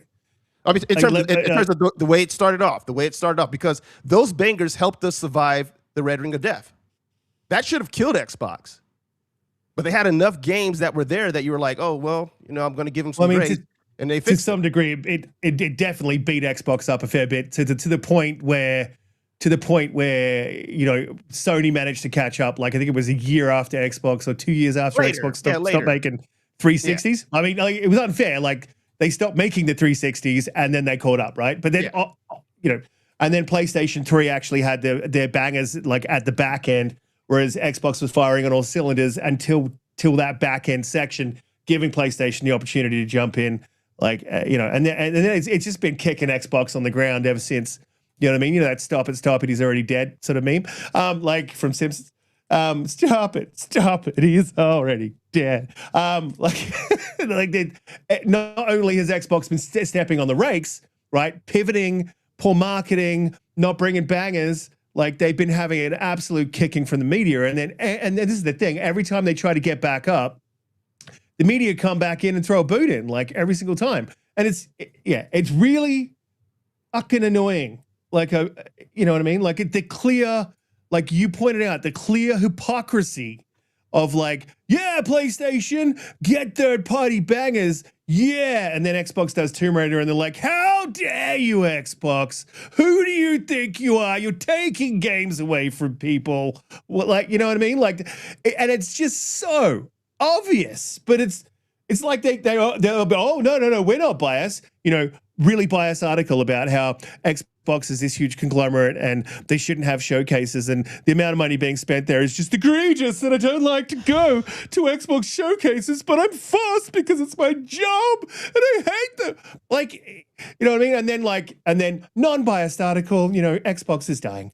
Like it's just it's just absolutely ridiculous, man. They've got to stop this. Do they really want it out of the marketplace? Because how does that look if you just got two major players? And really one major player for the types of games that I consume, right? For the most part. Because like Nintendo has its own thing kind of on lock, and people who kind of enjoy those experiences probably don't care about some of the big 10 AAA experiences that we care about that Xbox and PlayStation are delivering. So do they really want a situation where it exits the market and then it's just Sony? Yeah. No, but they do until it happens, right?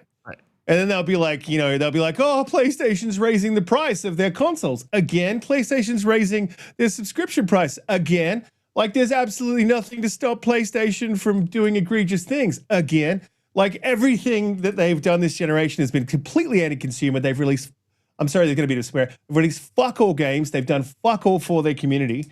And they haven't really even locked down like good third parties realistically this whole generation. And the ones they have locked down are the ones that they've carried them through. They've had some by default. They've had like Baldur's Gate 3. They've had, Black Myth Wukong, right? Everybody was kung fu fighting. I mean, you know, they're saying they didn't lock that down, but it's something, you know, like they have had some, but like they really have done a poor job of their content. And it's just been really unfortunate that Xbox hasn't gone this exclusive route much earlier in the generation with content to bring people over. Like, you know, and then to say like, you know, and I agree as well, 100%. Sorry, Holly, we've been talking for a little bit too long and I'll jump into the super chat and then I'll jump to you. But like, I agree with what you're saying there is like, hey, the implementation of the exclusives at this point isn't awesome, right? But you got to start somewhere. So I can agree with the critique, but I would defend that because you have to start somewhere. Like it's got to begin somewhere. And where do you do it? You know what I mean? I would say break contracts and just go balls to the wall. But with a 3% accountability margin, that makes it a little bit difficult to justify to Satya at the next P&L meeting, right? So yeah, especially if your fees to break those contracts are pretty exorbitant, right? If you're like, hey, you break this, it's going to cost you 5-10 million or whatever the case is. Like that stuff starts to add up if it's between those games. So I think honestly, they should break that Fable contract up to $1 billion. I mean, if it's 999 million, like they should break that contract. That is going to be like. You really want them in the red, huh? You really want them in the red? Starting off like at the beginning of her tenure in the red that deep. If they could shut down another studio to do that, I would say do it. Like because Fable, you let it run. You let it run. If it's a banger, you let it run. The next one, you shut it down, right? So people play the first one, they get a taste of what Playground could do, and if it hits, now they gotta have that second game that will not be on PlayStation. So at this point, you gotta eat what you already have, and instead of just basically bleeding money, right? No, I mean like pull the rug. You're like bleed it all, on the direct when they have the next direct. Like pull that rug, man. You know, it's going to come out before the next direct, but like have a little direct beforehand. Just be like, and it's exclusive. Like, and pull the rug and watch the blood drain from the pony community's faces. You know, violins, trumpets, all that stuff. It's going to be fantastic. Sorry, Holly. Let me just read the super chat, and then this might kick up another. Think Betty Yang 2427 with the $5 super chat says gaming journos are nerds looking to break into mainstream entertainment through the back door. Ooh. Think Sony pictures and music heads Xbox and PC tax. Yeah, I just think like it's not a cabal, but there is obviously a console war or mentality thing. Even though the media is like, we're above this. Let me write a negative Xbox article, positive PlayStation article, negative Xbox article, positive PlayStation article. I'm above console wars. They're silly. I don't think it's that. I think it's more that there's not a massive cabal in the background, or they're trying to break into media. I just think that like that's the console that has been the zeitgeist console, the main console for most console players, and so that bias sort of leaks into the media, right? You know, egregiously. If you can think of like a toxic drip of like this stuff that doesn't create a superhero, it creates like a melted toxic Avenger type, you know, Christopher Dring or Jason. Sorry, my bad. Holly, what were you? I was going on a tangent there. What were you were going? Do you have anything to add to this conversation? Holly's just been listening to us rant. I stopped listening a little while ago. Oh damn! I was just gonna say, you know, Oh No, It's Alex's show last Saturday is really worth the watch if you get the chance, because I turned him on and he was talking about, I think it was Digital Foundry at that point in time, because Digital Foundry, you know, John Linneman had said, well, I think that I don't agree with Xbox and what they're doing. I think they should be exclusive, but not this way. And he was like, what do you mean? Like what other way are they supposed to do it? Right. And he, in his Alex way, right. And he had stuff from them, and he had stuff from, oh crap, who else? But he also said, I never believed in the Xbox tax until now, and was showing like all of these interviews and some of the other articles and stuff that he had seen that week, and was just, you know how he is, right? He was digging through them, and it was a little bit of a shorter show, but it was really good. Like that was one of the best shows I've seen him do, just because, you know, he was going through each of those and kind of just pointing out the sort of hypocrisy in it, you could say. That's all I really have, is that was a really entertaining show he did. It was well, I mean, that's Cullen Prime says, oh no, it's Alex channel is my favorite channel. But dude, you can't go to another channel and say that. You can say like after this channel, Cullen, we're right here. After this channel, it's my favorite. Like, lie to us, Cullen. Lie to us. Moderators, get him. No, yeah, like I do like Alex. I disagree with a lot of the stuff he says, like, but it does make me laugh. You know, the Destin's like, what is the Xbox tax? I don't really know it exists. I'm like, you know, or like, you know, like I saw the Digital Foundry. I think Destin was getting to that point this week too. Actually, I mean, like he quite went all that way.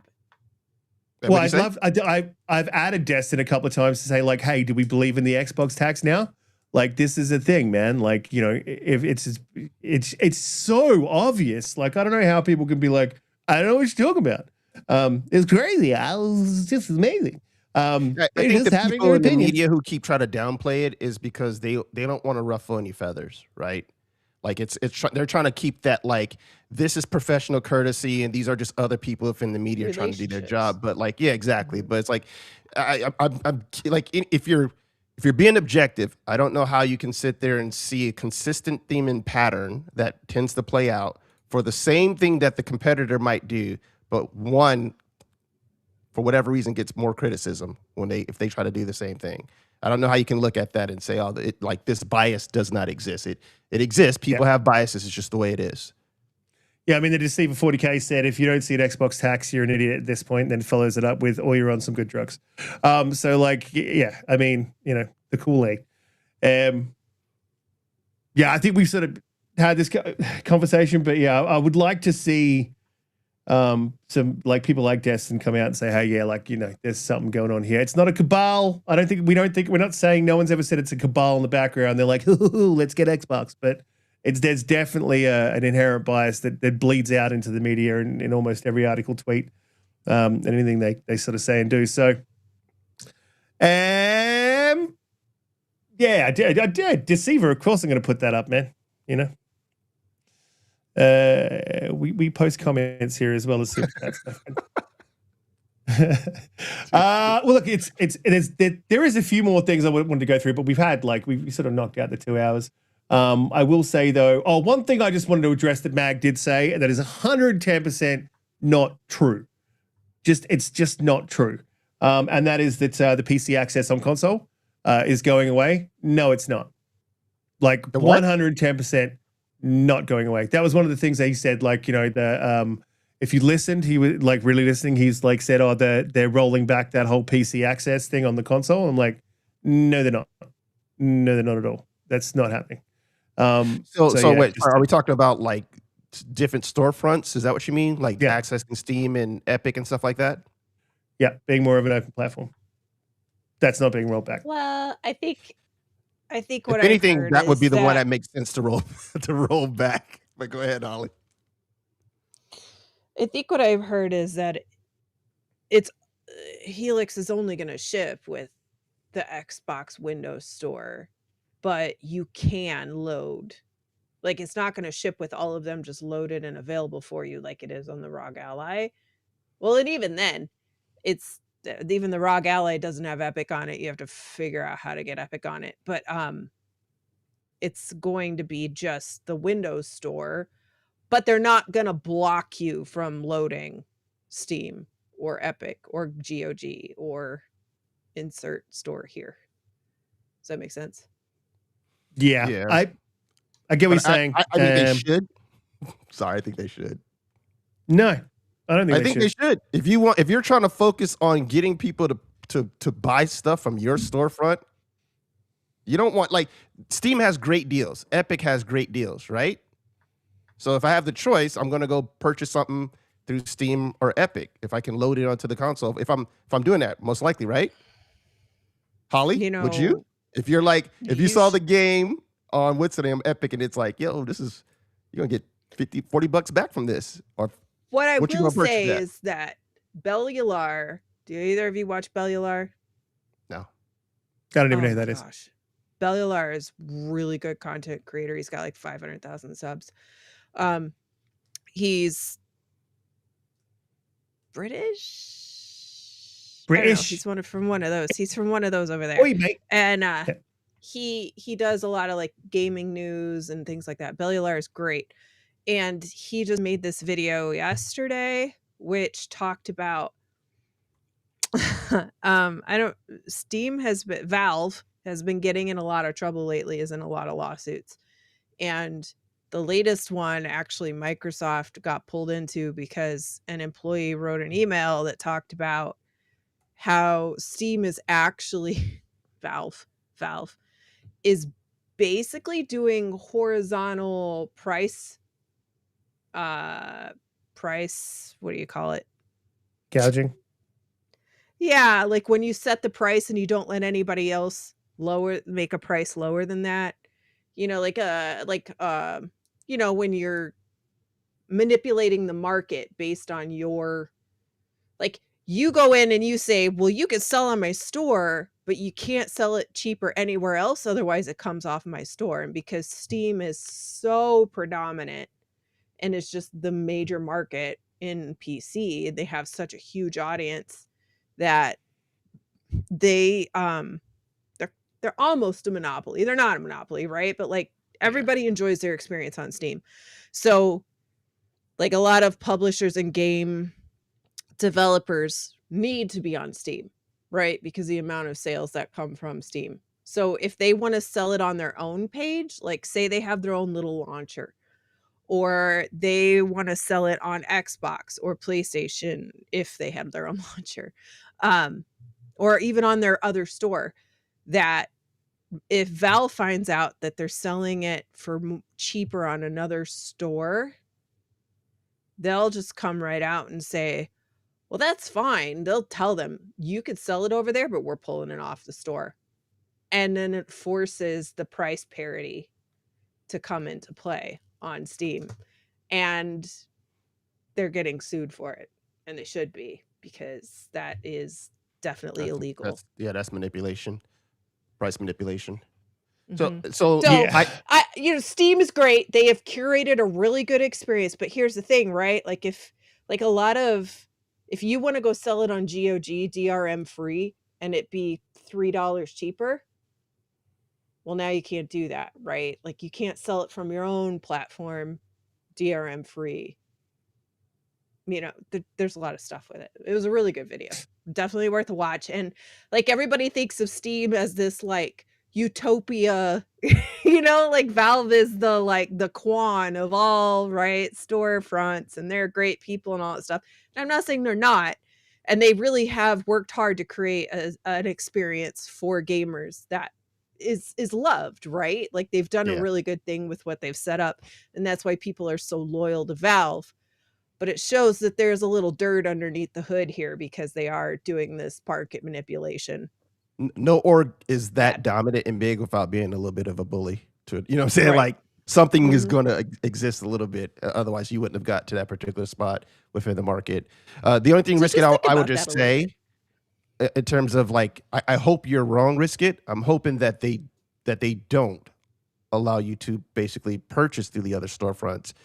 Load those games, sure. Like be able to load Steam to have access to your games that you've already bought through Steam on your PC. Fine, or Epic, fine.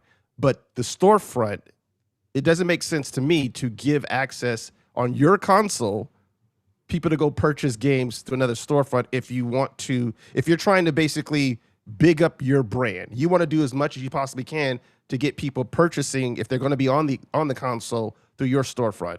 So to me, that would be the weird thing to be like, yeah, well, have at it. You know, go purchase from Steam. Go purchase from Epic. Like, okay, it's sure, more how you do it.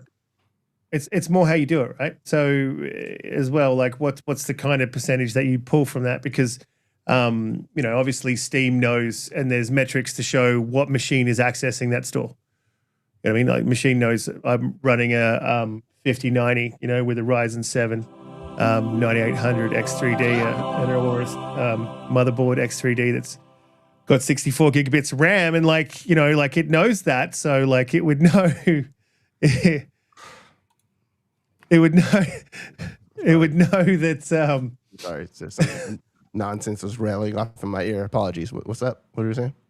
It would know that, you know, the Xbox is accessing the store, so to be able to feed that information, and then Xbox would know that information is being fed, and then so of course, you know, that there could be a setup deal. I mean, how is that done?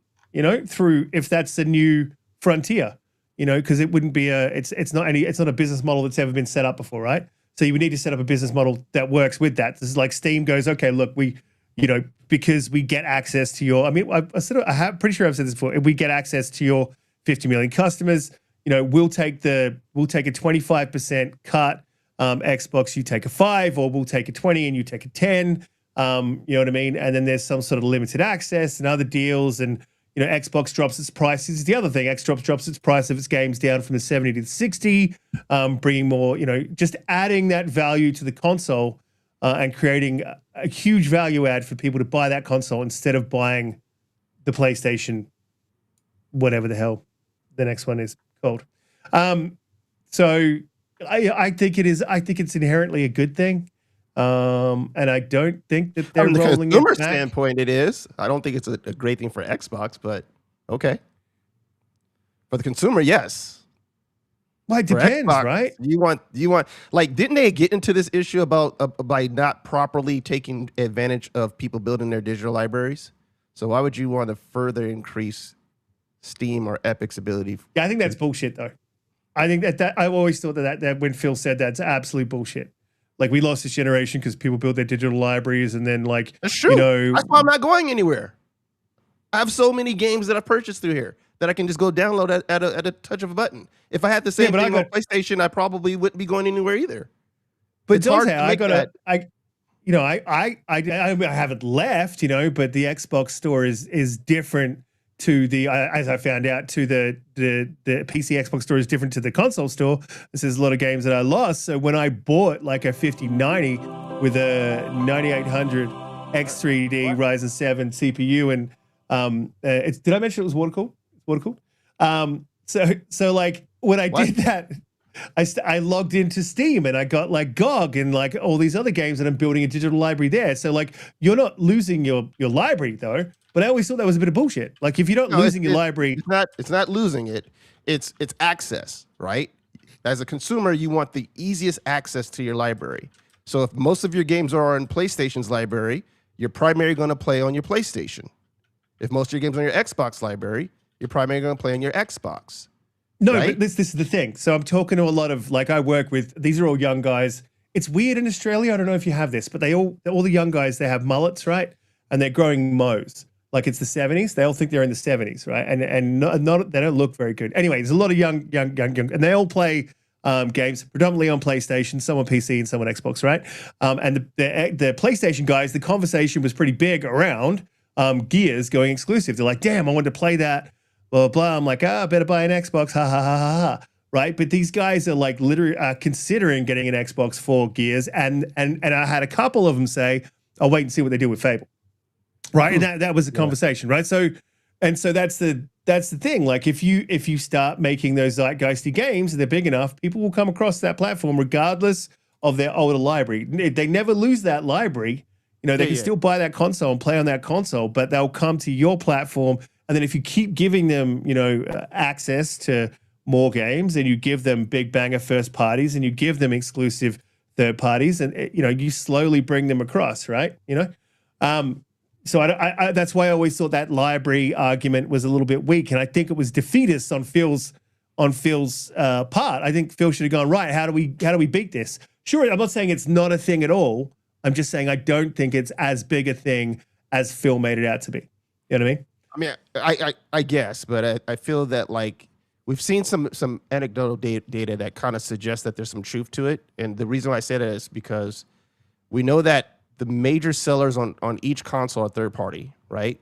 So yes, exclusives matter, but they're not the biggest driver, right? That's why every time they release, you know, a certain game that's exclusive to PlayStation, it's not guaranteed it's going to sell 20 million copies, even though they got hundreds of millions of installs, cool. Right? So yeah, that's a good gateway to get me in there. But what keeps me there, right? Remember, for the longest, Microsoft was doing the engagement numbers, right, of people who are playing consistently on Xbox. Well, yeah, that's the thing. What's keeping me in your platform versus, oh, you have this game that's only going to be there. Sure, I'll go buy a companion device, play that game, and then I'm going to return right back and spend my money in PlayStation. How do I get you to come over here, buy this game, play this? Oh, I kind of like it over here, and I'm going to buy some more games over here. I'm sure it's something that they want to do. Not just I'll stop by every once or twice in a year where you have a game that's not coming to PlayStation that I definitively want to play, and I'll come buy that game. Right? They want to leech you off a little bit from the other console. So how do you do that? I'm sure it's something that they have to be considering as a business. Oh yeah, 100%. And yeah, everything's multifaceted. Like exclusives aren't the like end all be all, you know. But I would argue like a big game that everyone wants to play. I mean, the proof is in the pudding with GTA 6. Everyone's playing that game, right? You know what I mean? Probably PC guys are going to go buy a console if they don't own one to play it. You know what I mean? So a big game that's exclusive to your platform, you can shift numbers with that. Look, have talked about exclusives a lot. Now I want to get Holly's opinion on exclusives. I'm kidding. She's like, so we got to wrap. But guys, in the chat, you guys have been absolutely amazing. Everyone who visited us on Twitter, there was a lot of you on Twitter today, which is interesting. So like, thank you for coming through, guys. I appreciate every single one of you. You guys in the chat are absolutely amazing. We do consistently have the best chat out of anyone's show on any platform. Spotify, it doesn't matter. We're not even on Spotify. We're all there. Everyone, chat better, love it. Holly, let the people know where they can find you, what you're up to. You just released the video, so definitely pitch that, and I'll see if I can go find the link and drop it in the description as well as in the comments. And take it away, Holly. What is going on with oh, there it goes. Yeah, I dropped a video for Exodus, the new sci-fi RPG that's coming out next spring. It's the first in probably a lot of them because I really am excited for Exodus. They did their gameplay reveal trailer the Saturday we were in LA. So I came back and just did a synopsis video and talked a little bit about Exodus. So anyway, that's pretty much it. Thanks, chat. Thank you for being here. And I think I'm going to start streaming GTA 5 tomorrow. So if you're interested in watching me play GTA 5, which I've never played a GTA, it'll be the first time. So that's it. Well, I think you should definitely start with the Vice City, man. That would be the one to start with. Like the soundtrack. Not The with all the soundtrack. other games coming out. Well, I can't even have the soundtracks on the stream. So That's true. That's true. yeah. Could take a lot to take me away from you. And then you just murder a whole bunch of NPCs. There's nothing that 100 men or more could ever do. Crash a motorbike, go flying through the air. Not play. It makes me want to play the game offline, because if the soundtracks are really good, then it, you know, Oh, like I want to it's the hear best. the music that they had in it. Okay. Oh my maybe I God, it won't is play the GTA. it is the best, honestly. Like that GTA Vice City. Love that. I played that for many. I think it's the best GTA that there has been. They should do a remake of it. Donte, let people know where they can find you, what you be up to, and how things are hiding. Salutations. Yep. Catch me on socials, Donte J Moody. Catch me here on Fridays. And shout out to you guys as always. You guys are amazing. We really appreciate you guys, man. You guys are really, really, really, really, really solid. Always rock with us, showing up for, you know, we're trying to be a little bit more consistent, but appreciate you for rock with us the times where we weren't as consistent. So you guys have a great weekend, and we'll catch you on the next one. Absolutely am. And I honestly, before we, what the hell happened there? Something just opened in my PC. It just said, what? Not sure what's going to be happening in the next couple of weeks. My work has been ramping up, so we'll be a little bit inconsistent, but I'm going to try to do something while I'm away. I think I'm pretty close to it being there. And Holly, your hair looked amazing in that video. I saw it flash up when I was copying the link, and yeah, it's absolutely fantastic. It's like a lioness's mane. Beautiful, amazing. Thank you again, everyone in the chat. We'll see you all in the next one.